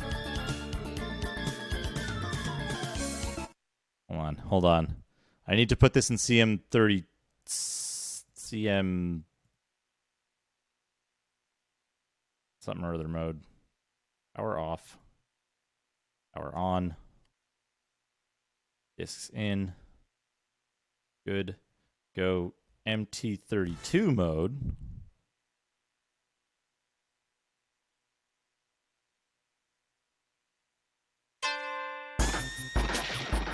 There we go. Here we go. I got it right.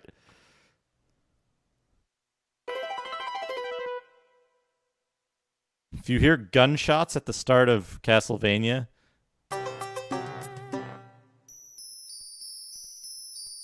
got it right. Okay, here we go.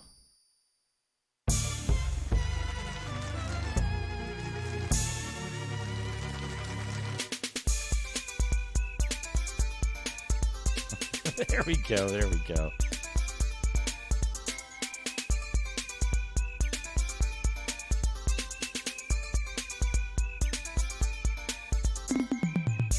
I see this. Why is this transform?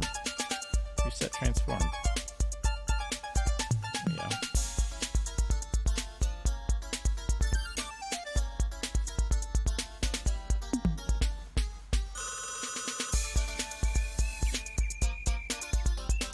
Edit transform. I need to make this stretch to bounds.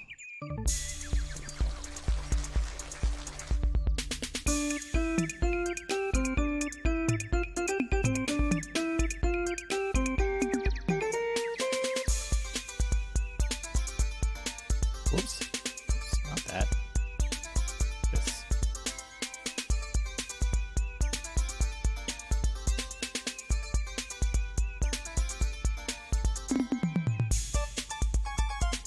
Oh, damn it. There's no undo function, folks. There's no undo function in OBS. I don't want stretch to bounds. I want to stretch to width of bounds. There we go.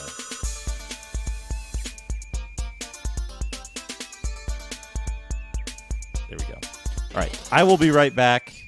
I didn't change any instruments. I just mismatched the expected output from the game and the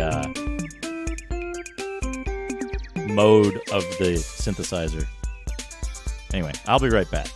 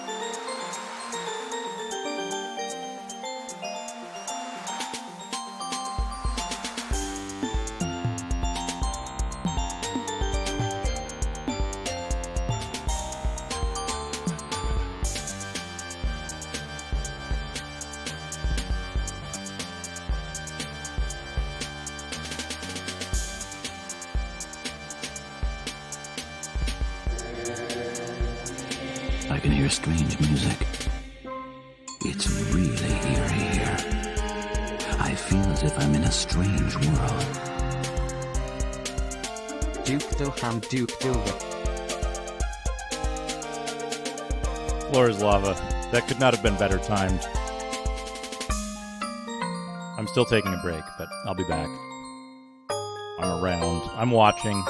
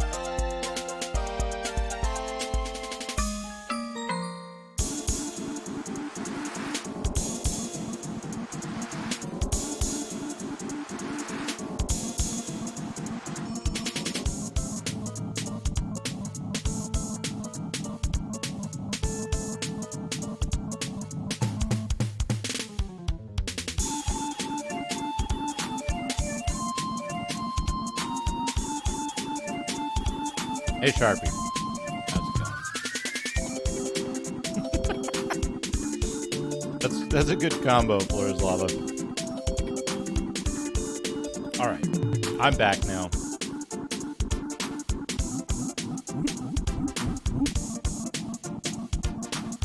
Music stop. Music stop. And the greatest part is I can do similar kind of stuff with pretty much any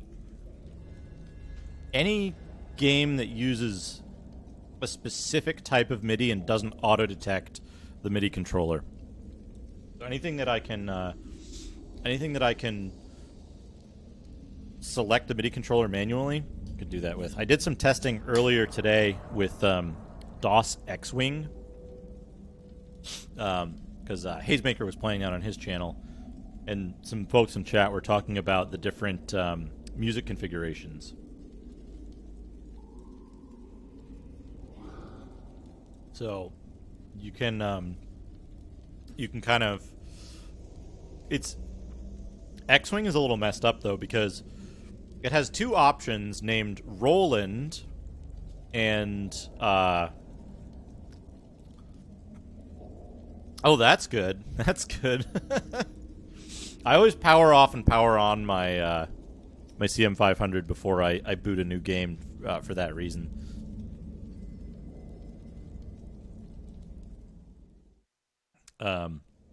Right, so X-Wing has two options in the setup. One titled Roland, one titled General MIDI. Whoa, whoa, whoa, whoa.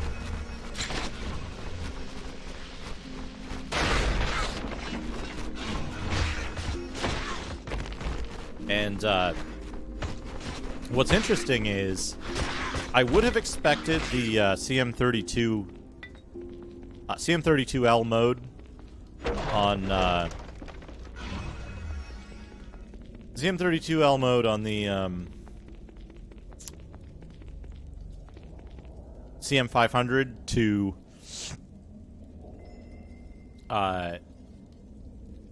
behave properly on the Roland setting and behave improperly on the General MIDI setting, but that was not the case. Both of them behaved correctly only on the whoa, what's this thing? Iron Golem, I guess. Still takes the same amount of damage. Dead. And it doesn't spit poison, so it's like a lot less dangerous. Yeah, I would have expected it to behave correctly on the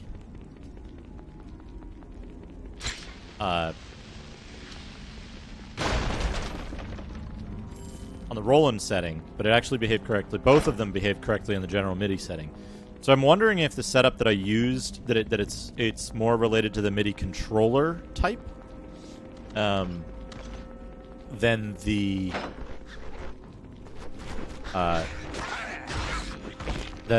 MIDI device itself. So for example, if I was using an actual MPU 401, an intelligent MPU, instead of a UART through emulated Sound Blaster 16, or a real Sound Blaster 16, or the Super MPU 2, I would expect maybe in those cases it would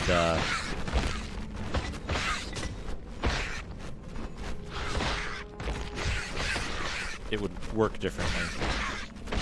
But those use cases are a huge pain in the ass to test. So I didn't actually test them. I might test them later though, later tonight if I'm still up after streaming and not doing anything. I do want to figure out. Actually, Chubo, you might be able to help me out with this if you're still around. I had this in the game list.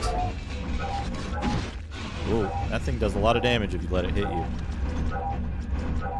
In the game list channel on my Discord, we were discussing this. Games that have MIDI support, whatever that weapon was, it's lost forever. Games that have MIDI support and have some kind of jukebox functionality in them.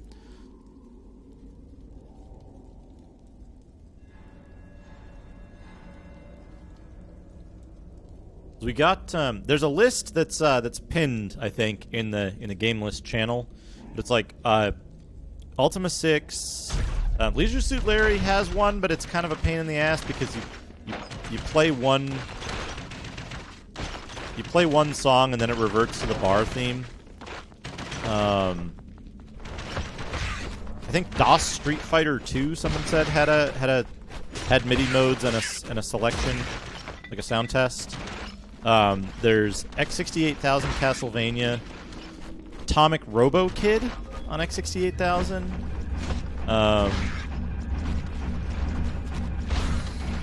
What a silly design! Look at that. Oh, just gonna walk around spinning my sword. Sword spinny man.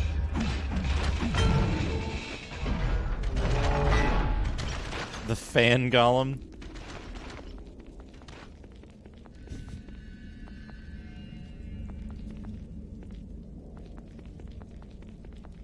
Tamagotchi on the Game Boy isn't going to have MIDI, is the problem.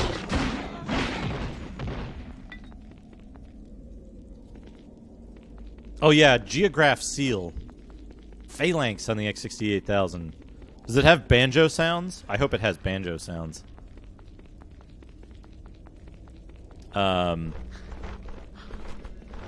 Yeah, there's a lot of games out there that, like, the other Sorcerian is the one that I use most often. My God, that's fantastic. Hi, McGrath. Thank you for the host. Welcome.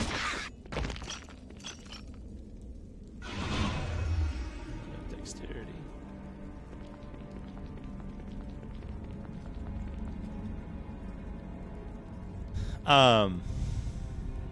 What else? Hold on, I'm gonna look at that list. I also forgot to start the timer, so this will give the timer some time to catch up. Yeah, what was on that list? Sorcerian, Ultima 6, Firehawk / Thexter 2, Leisure Suit Larry, Street Fighter 2, all on DOS, and then on X68000, Final Fight, Geograph Seal, Castlevania, and Atomic Robo Kid. I'm sure there's like a ton more. The other option is any games for which the like actual source MIDI files are available.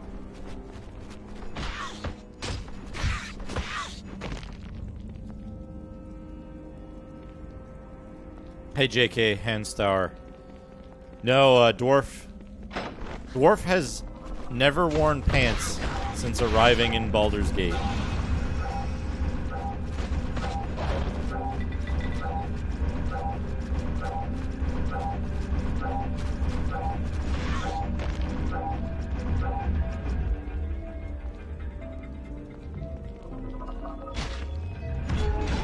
Yeah, I have a huge MIDI collection. The problem with it is that none of the MIDIs in the collection actually seem to be from the games themselves. Oh, does Descent have a oh fuck. These guys do a lot of damage. Okay, does Descent have a sound test in the game?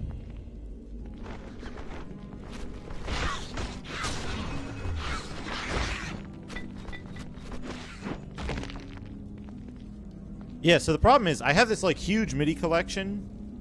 The problem is that none of them are labeled for what sound hardware they're intended to run on. And they also don't differentiate within this like large collection. They don't differentiate between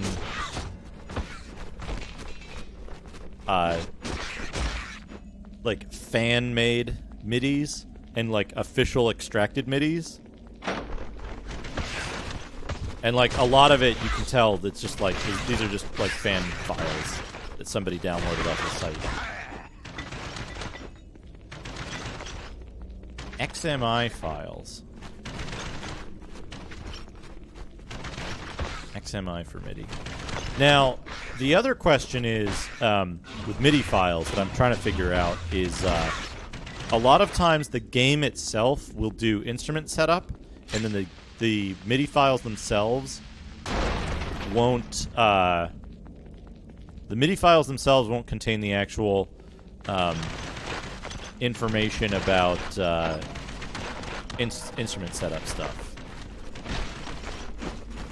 So if you play the MIDI file itself, it'll just use the regular instruments because it does the setup at game start.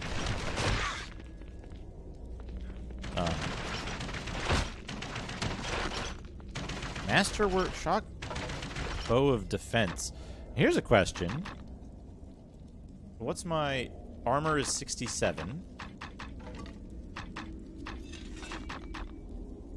Armor is 67, okay. So you don't get the benefit of a bow of defense unless you're actually using it at the time.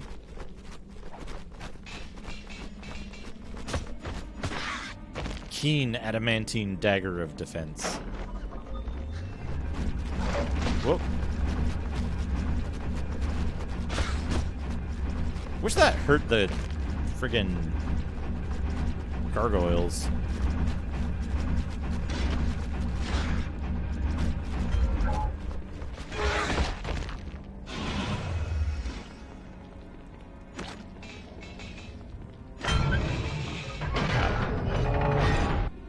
Does a keen adamantine dagger look like 20 to 23? That's garbage damage compared to our 84 damage here. But yeah, there's a lot of stuff that I want to. Basically, what I want to be able to do is for games that I play that have no music. Yeah, what's interesting is I haven't found a good source, and part of this is probably just my. Since I don't speak Japanese, most of the resources are probably in Japanese. Many of the games that use the MT32 on X68000 have a they have like a special way to enable it, like holding F1 at boot and stuff like that. Hey, Max Power 68,000. Welcome. What an opportune time to pop up in chat.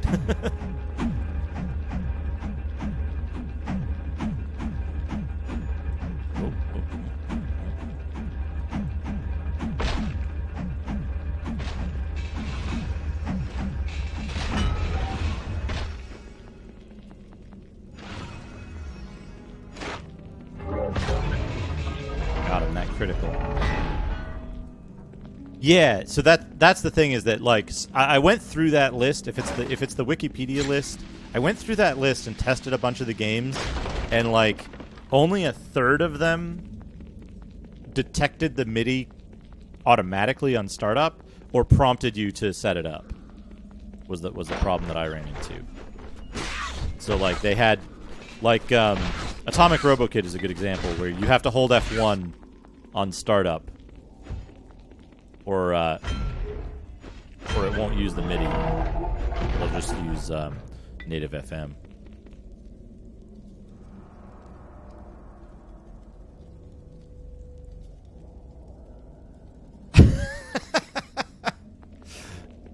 I hope you kept both, just organized. Oh man, Chubo's getting ideas. That's a good thing. When that happens.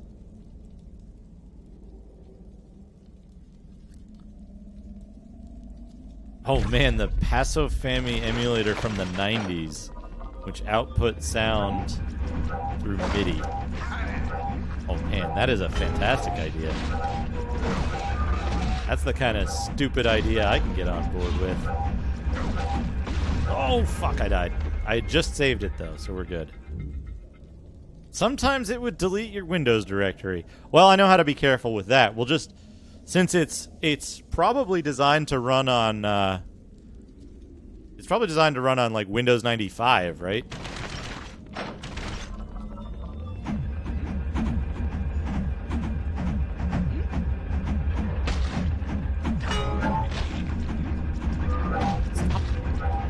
Fuck, these things do a lot of damage. So the solution to that is just run PCM with an isolated Windows 95 install. Let's see if we can separate these guys.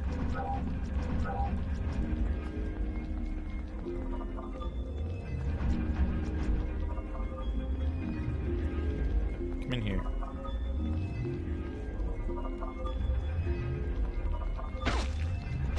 Ow.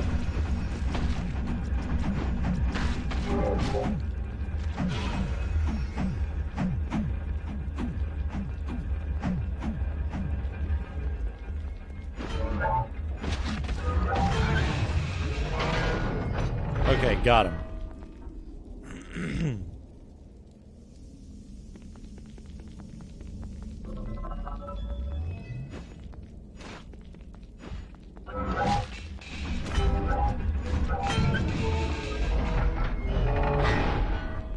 In addition to wanting to do like a game like game database that's searchable, I'd like to do one for just useless crap, like porn slideshows, NES porn slideshows. Pages of complete MIDI soundtracks of various Sierra games. Excellent. Excellent. Yeah, so what I want to do is when I play games like Pool of Radiance that have no built-in soundtrack, I kind of want to have a channel points-driven MIDI jukebox that people can use.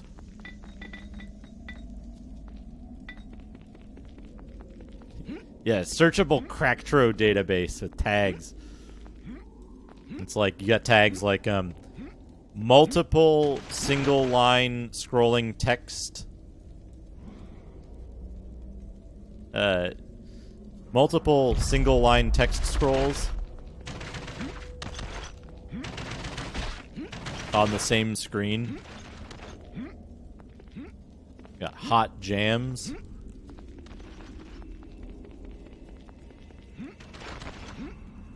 It's like, what game is it on? What group was it by? Who was the, like, you know, who was the artist, the programmer, whatever, for the Cracktro? Also, like, a list in text form of yeah, greets and, like, anti-greets.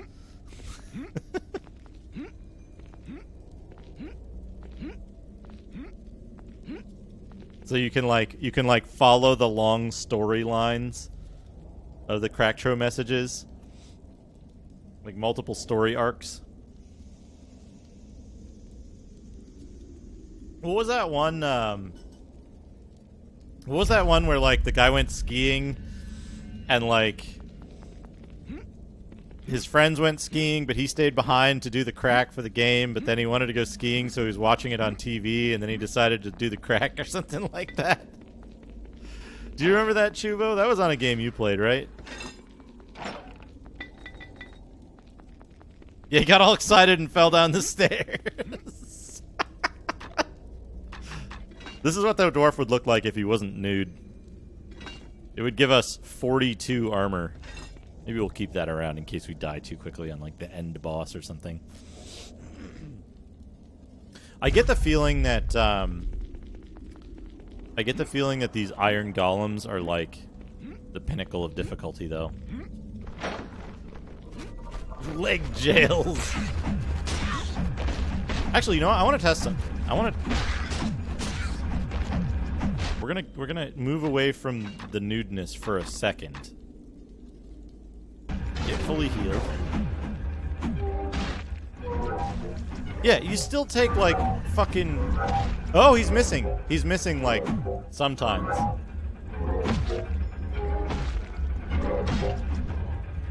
Interesting.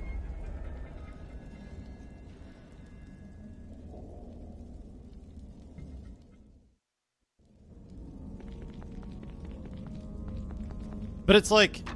My armor class is 67 without the main plate mail on, and it's 109 with it on. Yeah, that's the thing, is that, like, Cracktro databases exist, but, like, they would need a lot of work to do what I would want them to do. What I would use them for.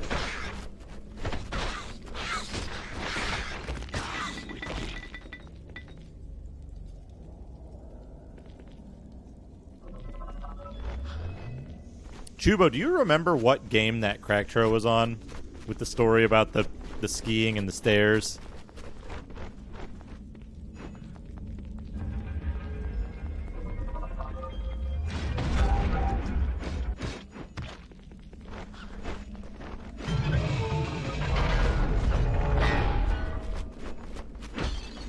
Santa Claus game. Chain helmet +5, we're not using that. The official Father Christmas game? Was it the one where you have to, like, eat a pudding? As Santa, you have to eat the pudding and, like, avoid the worm? Uh-oh.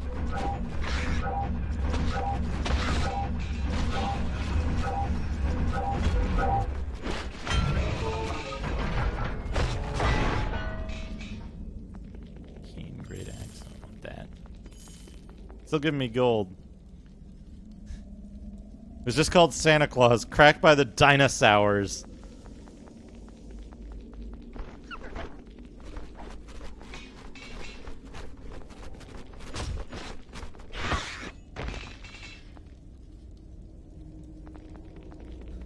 Wounding Mithril is not going to be as good as whatever I have. What do I have? Serrated Adamantine.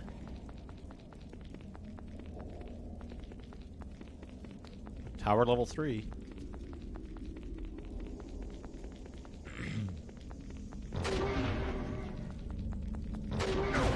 Oops. Hit the wall.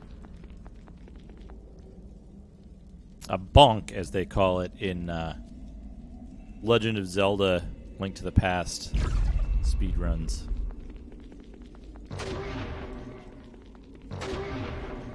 A bonk.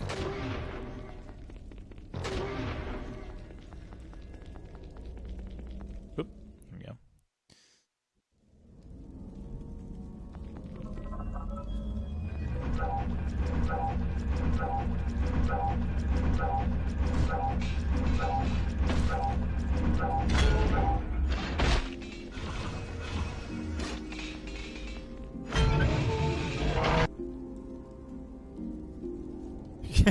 Cracked road jams.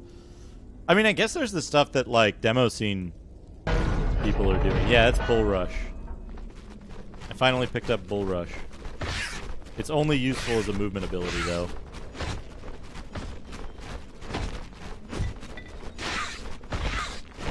Because it does, like, bullshit damage and it doesn't stun. Do I have... Full plate gloves plus 5. Yeah, I don't need those. I mean, basically. Oh, it's the poison pukers.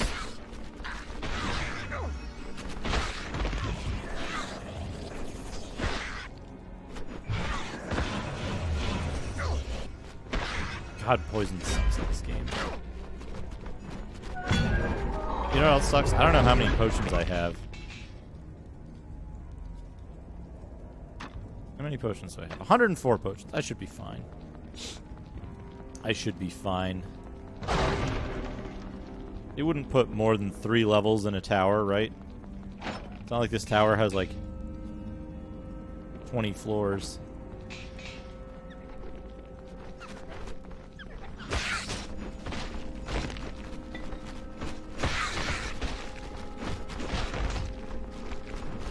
Man, it would be really easy to get soft locked at this point in the game.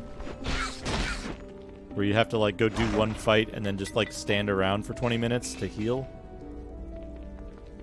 If you didn't manage your resources. Oh shit, that's a giant iron golem.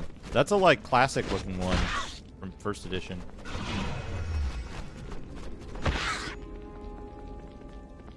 Probably easy though.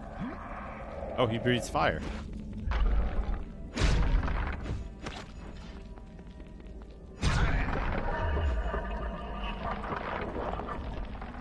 Dead. Clonk.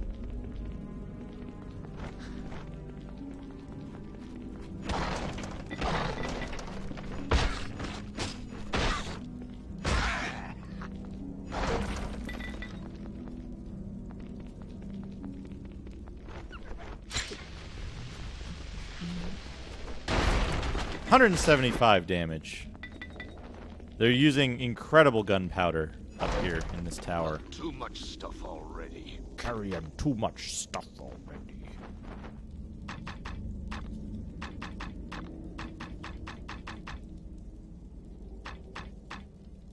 Multiple rings of strength plus 5. Drop that one. That's... Oh, I can drop. Cannot drop that here. Welcome to my apothecary. There are too many items on the ground. Please buy something so I can drop more stuff.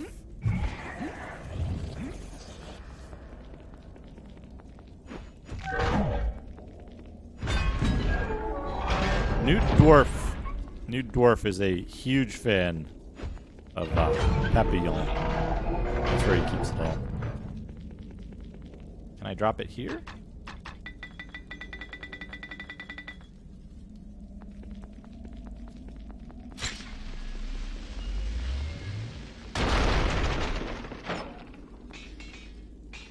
Full plate helmet plus 3. Nope. Ah. Got him. Oh man, Chubo.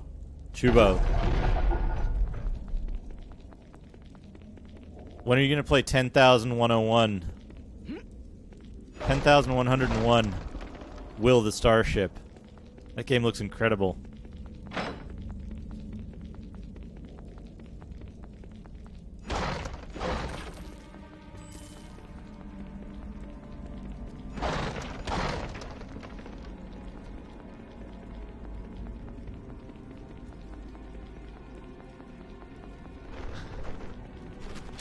Oh yeah, come here. Come here. Oh, I didn't hit it.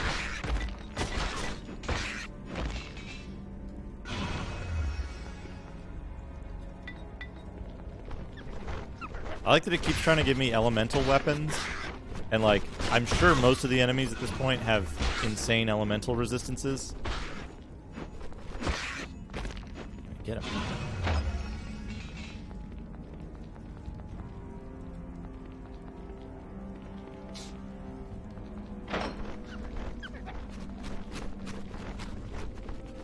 Are there any explosives around here that are going to do... Oh, there's one.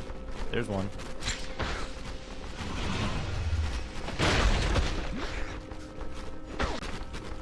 They do progressively less damage as you get further away, though, so...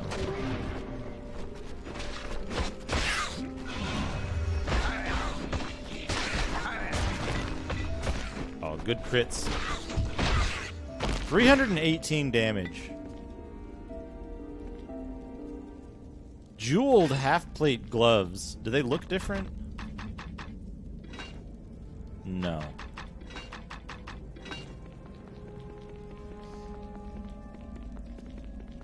Can you imagine doing 300 damage in a D&D game?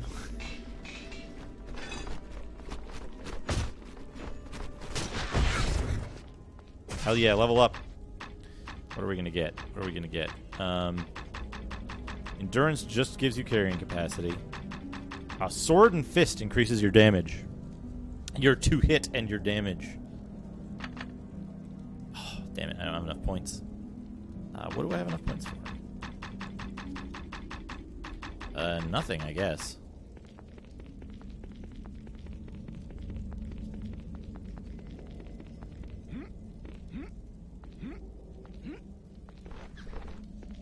Big guy.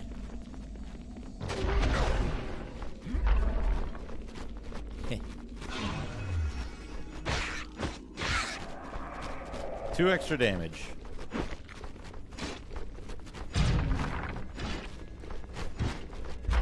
But what I'm hoping is that this extra damage... I don't know if there's Easter eggs in this game. I haven't looked up anything in this game. I've been playing it blind. Diaper of holding. It's an extra dimensional space. Flaming masterwork staff. Ooh, save.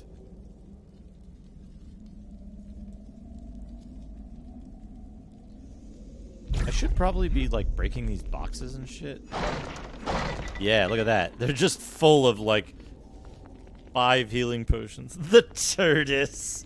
Oh, yeah, there you go. There you go. Well done. Very well done.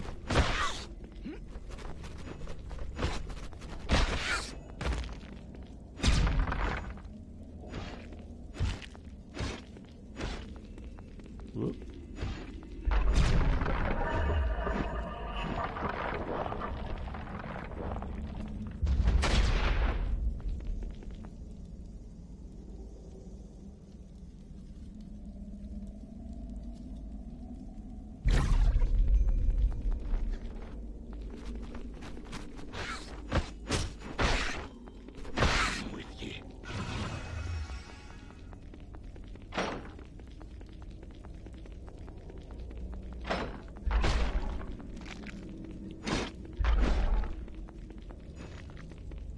I hope the boss is just a kiting affair.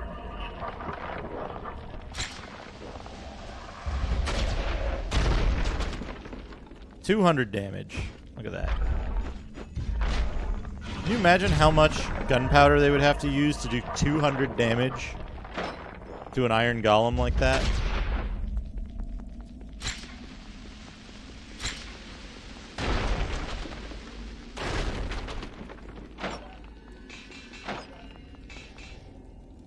Shocking burst halberd.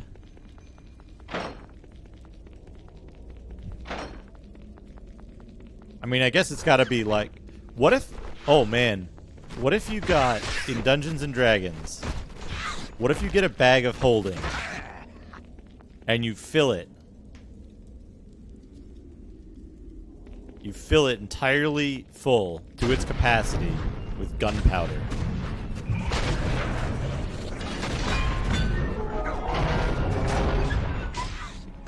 Like one of the like super high quality ones too.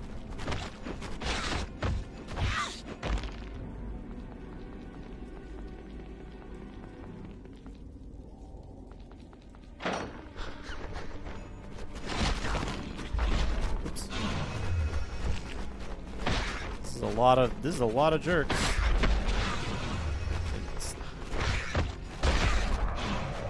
Stun you when they hit you too.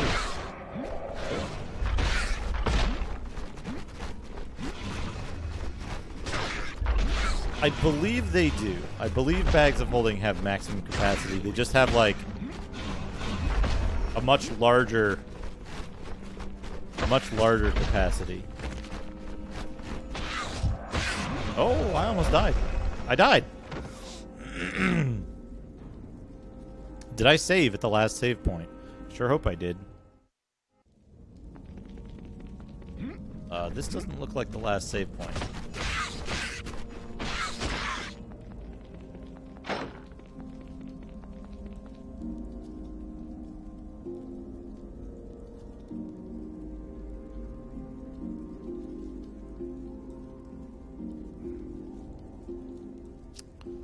The bag is overloaded, pierced, or torn.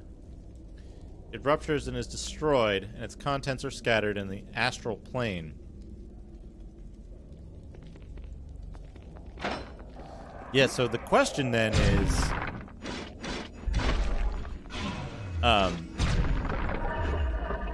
does the...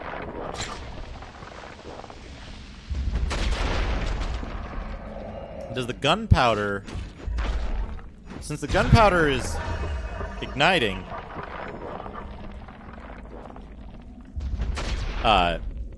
it's igniting at the time that you're, like before the bag ruptures. Outside dimensions, roughly 2 feet in diameter at the mouth, 4 feet deep. The bag can hold 500 pounds, 64 cubic feet. Weighs 15 pounds regardless of its contents.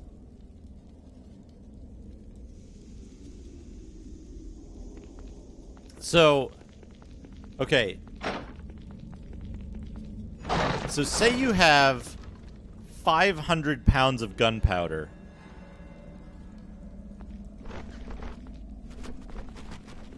In your bag of holding. You have 500 pounds of gunpowder in it.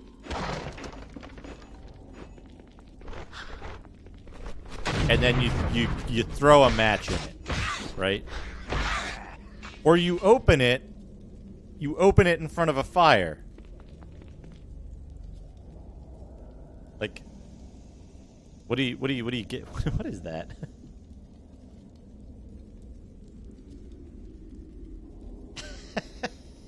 That's good, Juba. That's very good.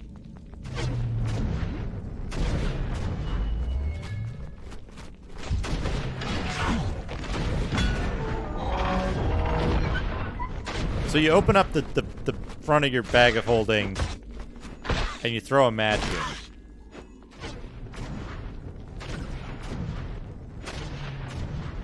Right, so here's the thing, right, is,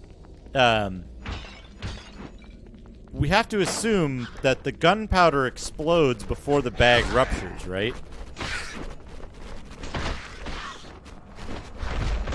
So, if that's the case, then what you end up with is you end up with a pressurized explosion of 500 pounds of gunpowder coming out of a... That guy forgot his spear. Like, had his spear at the cleaners and he came into work.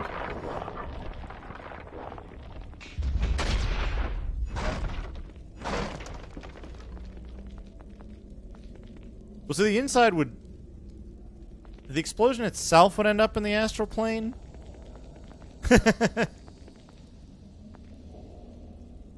Oh, it's not a high explosive. Okay, so... Say you fill your bag of holding with gasoline.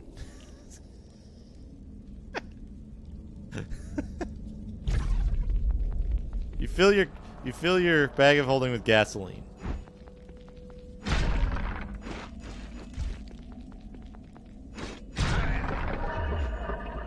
Well, gasoline... I'm assuming, like... Wait, doesn't gasoline explode? Gasoline has, like, a tremendous amount of potential chemical energy. Like, more than dynamite per weight or something weird like that? Isn't gasoline, like, absurdly energetic?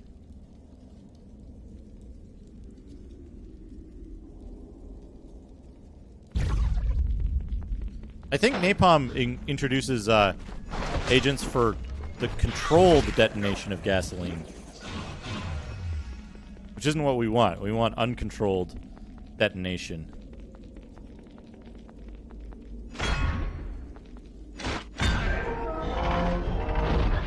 Yeah.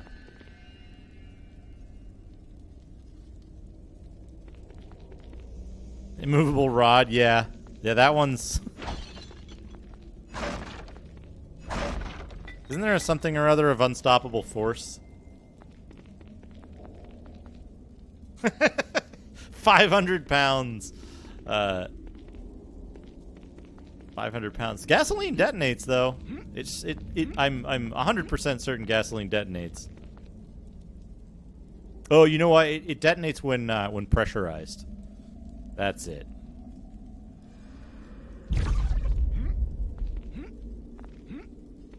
I wonder...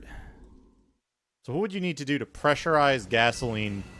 Pressurize 64 cubic... What? Hold on. Why are there spiders here? Spiders fucking suck. Hold on, what is it? 64 something or others? 64 cubic feet of gasoline. What would you need to do to pressurize that like 10 to 1?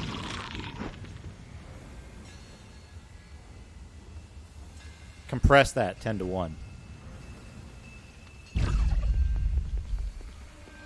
Because that would be... That's... Oh, I know what you can do. You basically... You cast Cube of Force or something. There's gotta be a spell that... Well, because I'm assuming... Okay, gasoline is a stretch, right? Gasoline is a stretch. But like plastic explosive is a very modern thing. It's a very complicated compound. So I'm like, could you get like alchemy gasoline?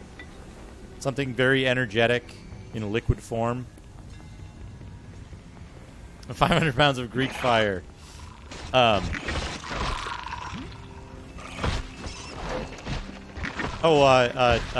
oil of burning. What's There's a magical, like, fire oil or something, right?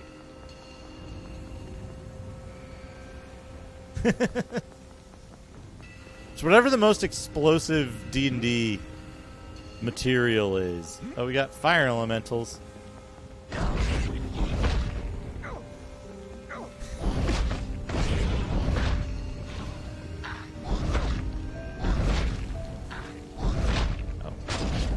Excellent how the fire basically stun locks you. God, I thought this would be fucking over by now. So, yeah, oil of fiery burning. There you go. So 500 pounds of oil of fiery burning compressed into a 64 cubic foot space at whatever maximum pressure it could possibly be in. Right, whatever the pressure to space differential is there. And now what you want to do, here's what you do, is you create a cube of force or something of like the size of the interior of the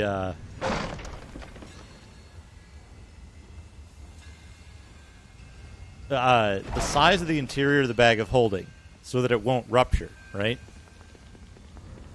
You then fill your little force bubble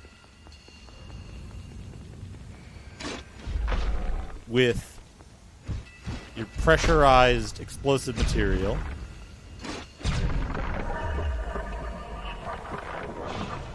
Right? And then what you do is you, in order to more easily activate it, you put a Efreet bottle at the bottom.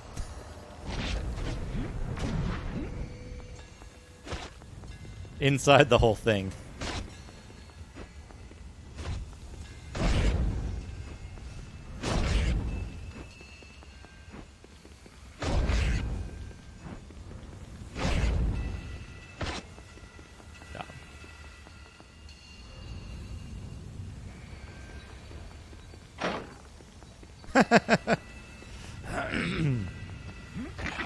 Well, so here's the thing, is that because all of that would be coming out of a 2-foot wide opening, you'd basically have the fantasy universe's most powerful cannon. Because all of the force of the explosion would be coming straight out of the hole of the bag.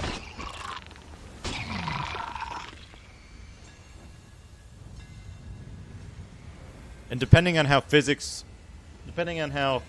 bag of holding physics work, it would also maybe launch you backwards a great deal.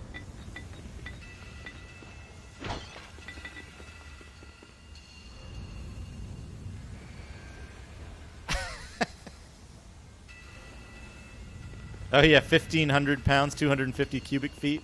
You need a very high-level mage to, wait, this looks like it might be a boss. You need a very high-level mage to line it with some kind of force field to prevent it from breaking.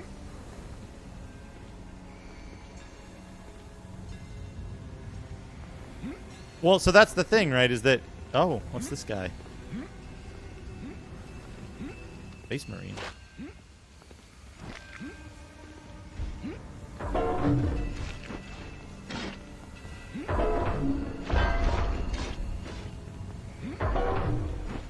So it would be, right? The force would be applied to the... Ooh, Onyx Sword. Is that better than what I'm using?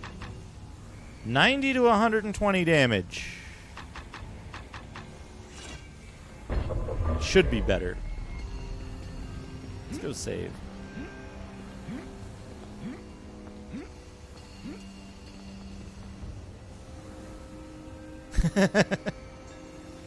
Yeah, whoops, a bunch of mages just accidentally died because the... Oh, no, wait, that's the ethereal plane, right? There's a giant explosion on the astral plane that kills a bunch of people who are astrally projecting.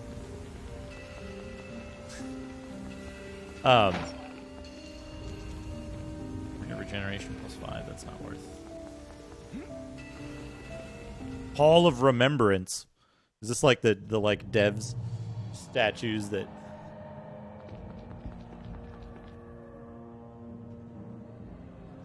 So here's the thing. Here's what I'm saying is that the force would be applied on the astral plane, but because you're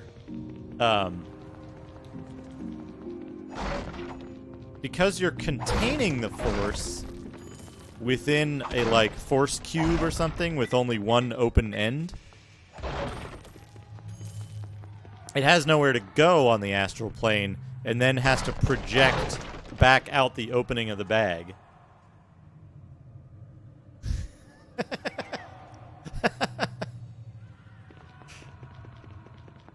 Dimension door.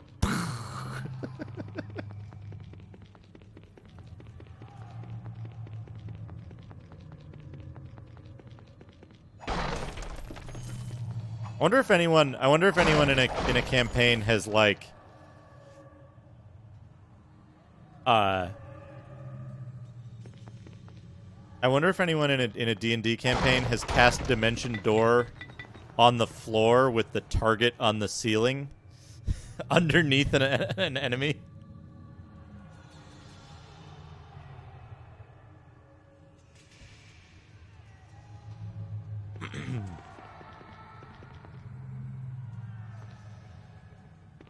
Is this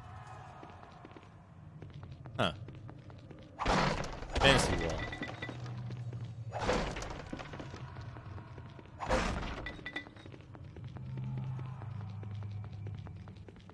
Strange.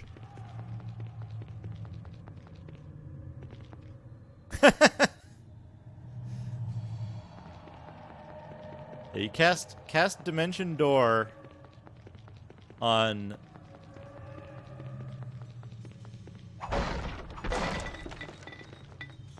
Dimension Door on the ground below your enemy, with the target being on the ceiling just above them.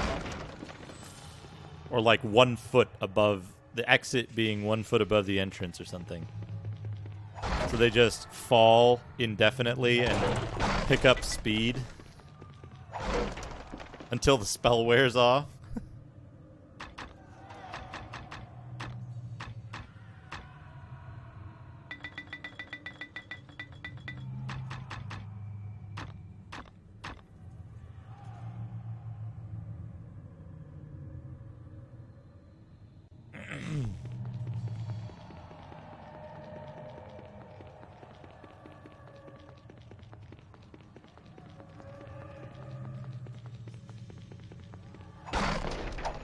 Wait, what if the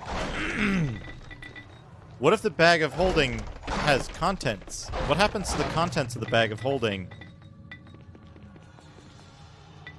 when you put the portable hole inside?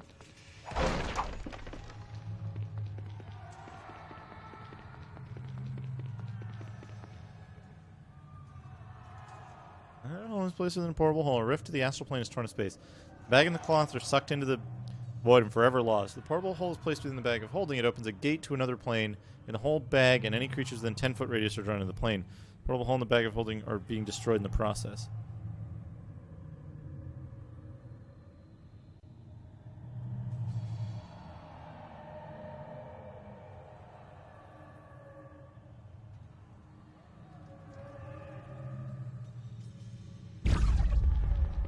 Ah, okay. So it's destroyed, which triggers the... Oh, who's this? Talk to Celadon. Your feet, they echo upon the flagstones. Your breath stirs the dust. Who are you who walk this hall in the flesh? Who are you? In life, I was Celadon, first captain of the Company of the Westering Sun. In death, I am nothing. The dead have no titles. What is this place? You stand within the Hall of Remembrance. I am one of its many prisoners, all soldiers of the Westering Sun, all fallen in battle, all slain by treachery. Our spirits are shackled to the walls and shadows of this tower. We are doomed to stand, to remember, and to wait for Eldrith's release, and our own. Eldrith? Who is Eldrith? Much time has passed, I see, for how many names to have been ground beneath time's heel. Have you not heard of Eldrith the Betrayer, the traitress of swords, Eldrith of the Westering Sun? That she has been forgotten is irony of a sort. Yeah, T-pose ghost.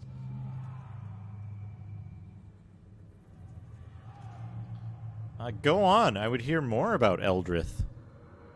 Eldrith was one of the greatest generals of the Sword Coast, commander of the Company of the Westering Sun, sworn sword and defender of Baldur's Gate. What happened?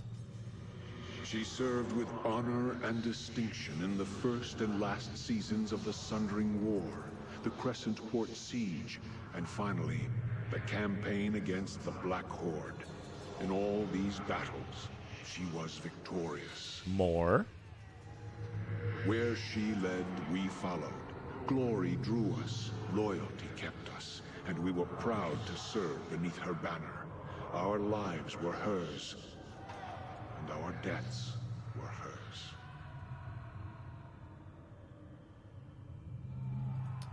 What led to your deaths and hers?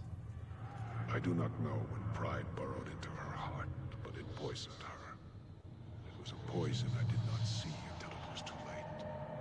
Eldrith had fought too many battles, achieved too many victories, and she had come to see the city of Baldur's Gate as her own. What happened? On the day of the Great Betrayal, and the last day of the campaign against the Black Horde, I left my wife within the walls of Baldur's Gate, where she would be safe, and told her I would return.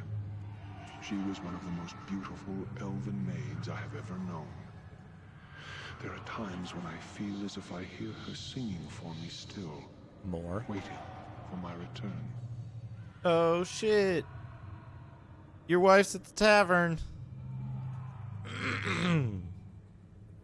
I think I've met your wife, Celadon. She has passed on, yet her spirit still sings for your return within Baldur's Gate. Then I fear her spirit shall never be laid to rest while I am trapped here.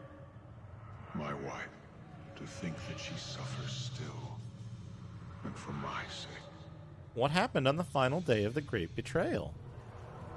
Our company took the field against the Horde and scattered them, even though the orcs and goblins outnumbered us 5-1. Still, in the rout, almost half their forces survived and fled the field. Eldrith was determined to pursue them. The Dukes of Baldur's Gate refused.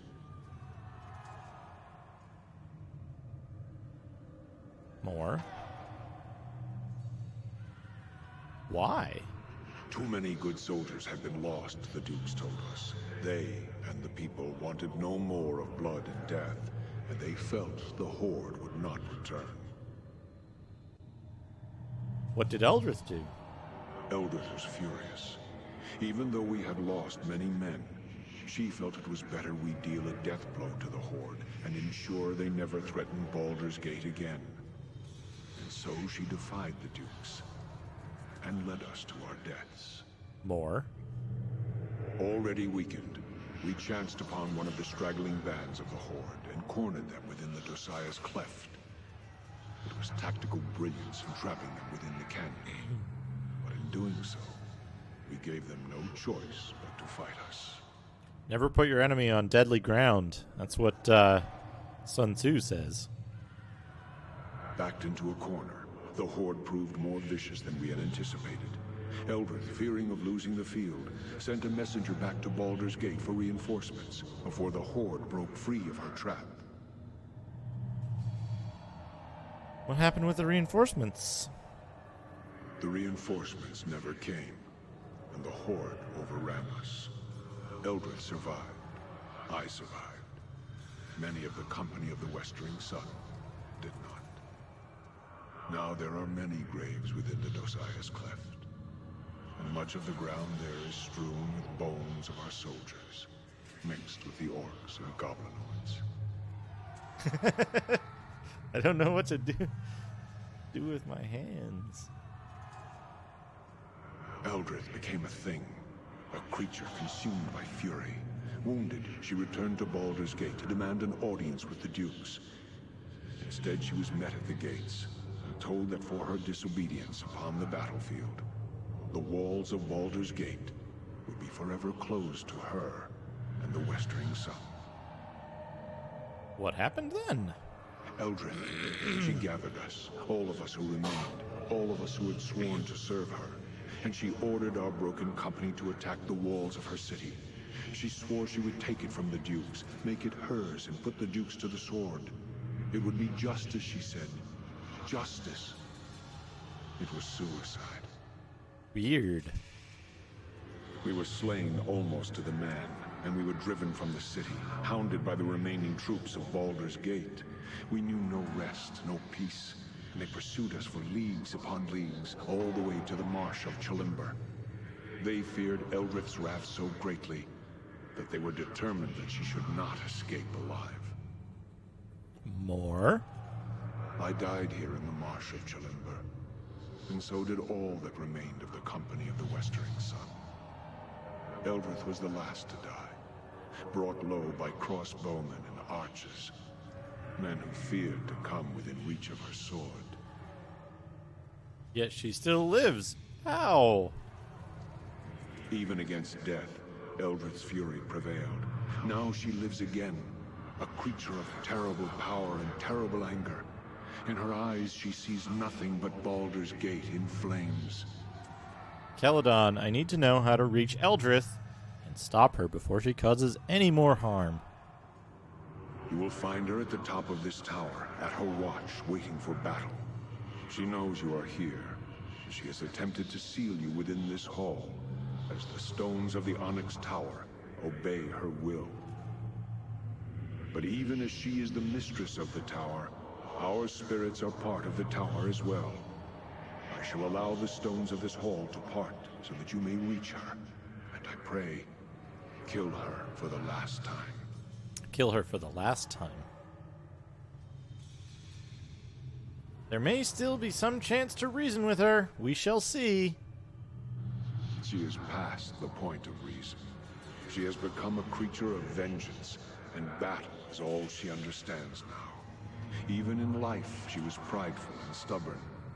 Now, vengeance has made her heart a stone. I shall go to meet her then. I shall see to it you and your soldiers are freed, Celadon. I pray the gods favor you. If not, then I fear no one shall be able to stop her. If I defeat Eldrith, however, the tower will still be sealed. How can I escape? Eldrith's will is tied to the tower. Surely you know that when she is slain, this tower will die as well. It will fall into the elemental plane of fire and be consumed. You cannot escape this tower while she lives, and not after she is dead. Can you not use the way you entered to escape? More? No, entering a tower was a one-way trip. Are you sure there's no other way out? The tower itself touches many places, other planes of existence, even creates gates to them. Perhaps there is some manner by which these gates may be used to escape. But I do not know. Does Eldrith have any weaknesses that you know of? She is a creature of death now. Great powers are hers to command. If you go to face her, then you must be ready in both mind and body. Take your greatest weapons, arm your mightiest spells. That is all the advice I can offer you. More? Be careful should you choose to lock steel with her. Eldrith was one of the greatest swordsmen ever known, and hers is a murderous will. Be careful you do not approach within striking distance of her blade, or the battle shall be over for you.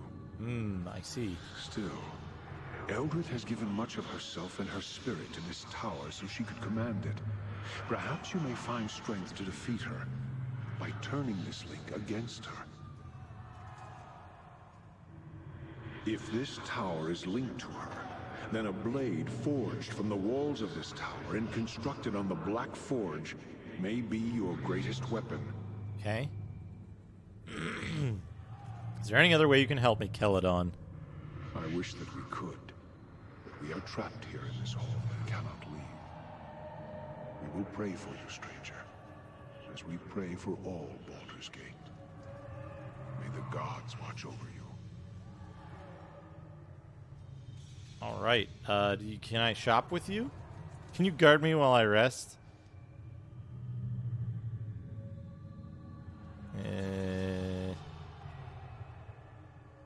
Yeah, done.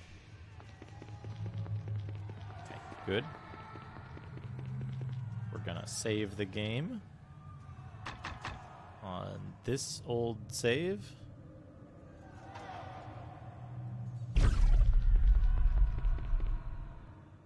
Eldrith's Watch.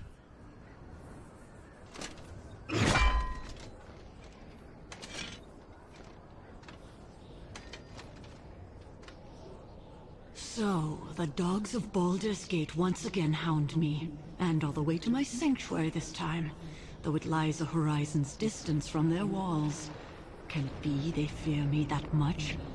They have that much wisdom, at least. More? I like to think that my character is saying more every time it comes up.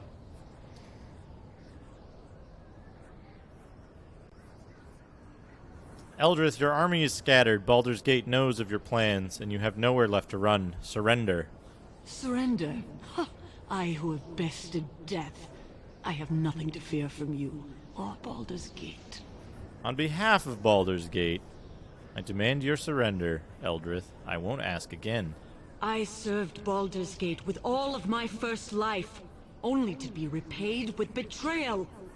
They cost me a battle, the lives of my soldiers, and my reputation. Now I am but a sentence or two in a sage's book, a footnote, forever a traitor. Now you dare to invade my fortress, demand my surrender? No, I shall not bend my knee to you or them ever. An eternity may die before I would ever consider showing them mercy. As I died, they shall die, alone, betrayed, and forever cursed. If we cannot sway you from your course, then we will stop you, Eldrith. Then you shall die. I command this tower. I command all within it. All your small victories, all the damage you caused, can be undone. Okay. Know that as long as I stand, the war against Baldur's Gate shall continue, and I shall be victorious. You may hold the field, dog, but the day is mine. Now, let us end this. Your reign of terror ends now. I expected you to be a lich.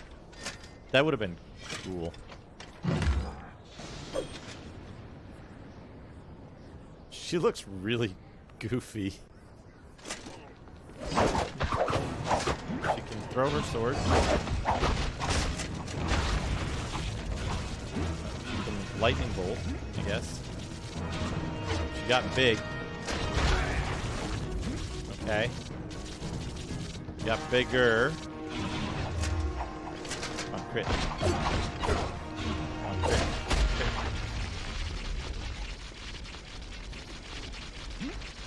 She got small again.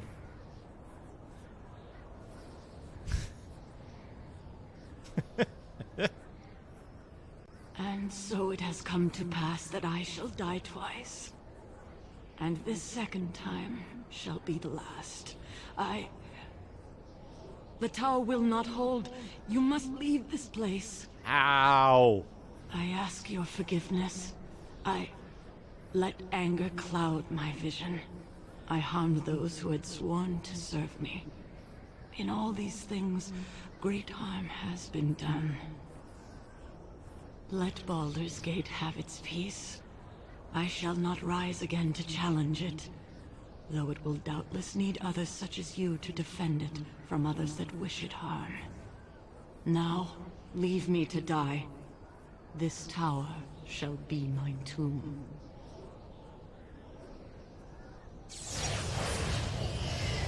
That's a cool effect.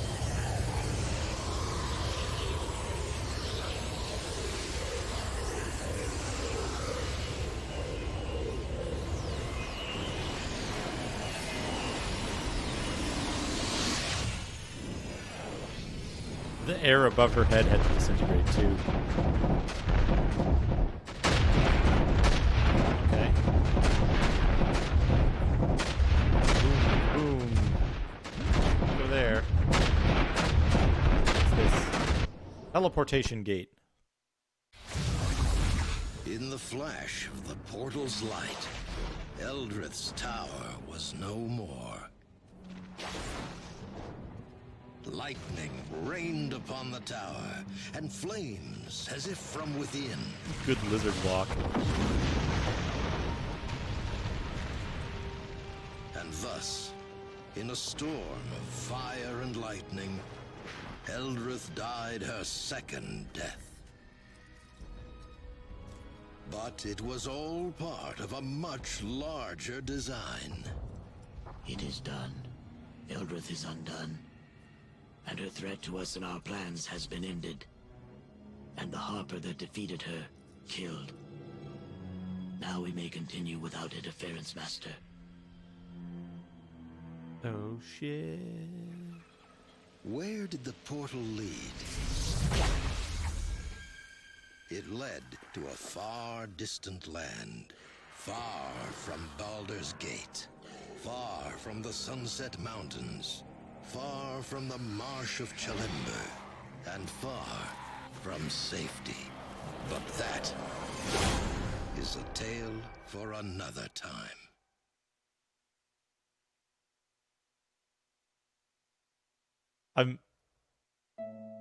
I'm sad that it didn't show naked dwarf come out of the portal. There you have it.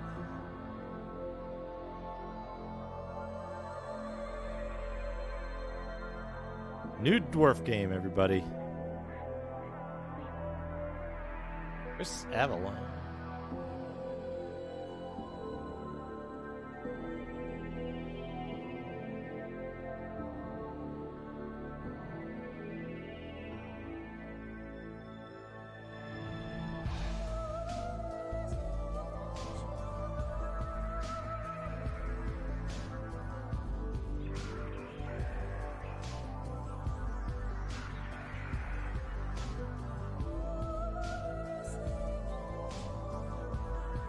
Music by Jeremy Soule.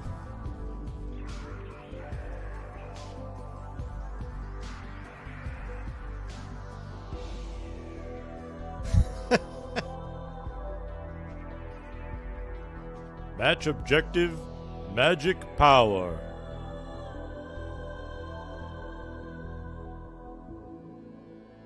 Lot of famous people in this.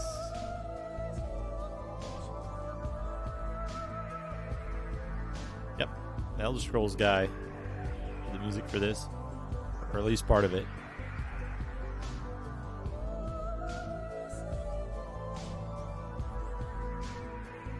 But yeah, Tony J, John Rhys Davies, Cam Clark. Not immediately, Face. I'm gonna figure out something else to play in the interim. Oh, hey, time. Timer. Pause. Save.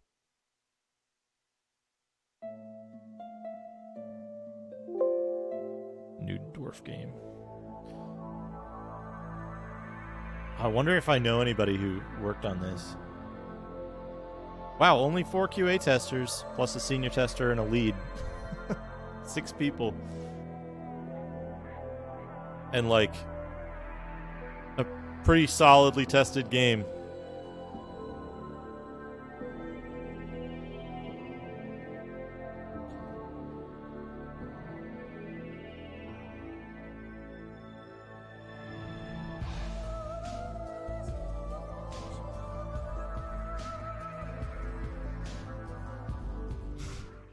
And there we go, done. The end.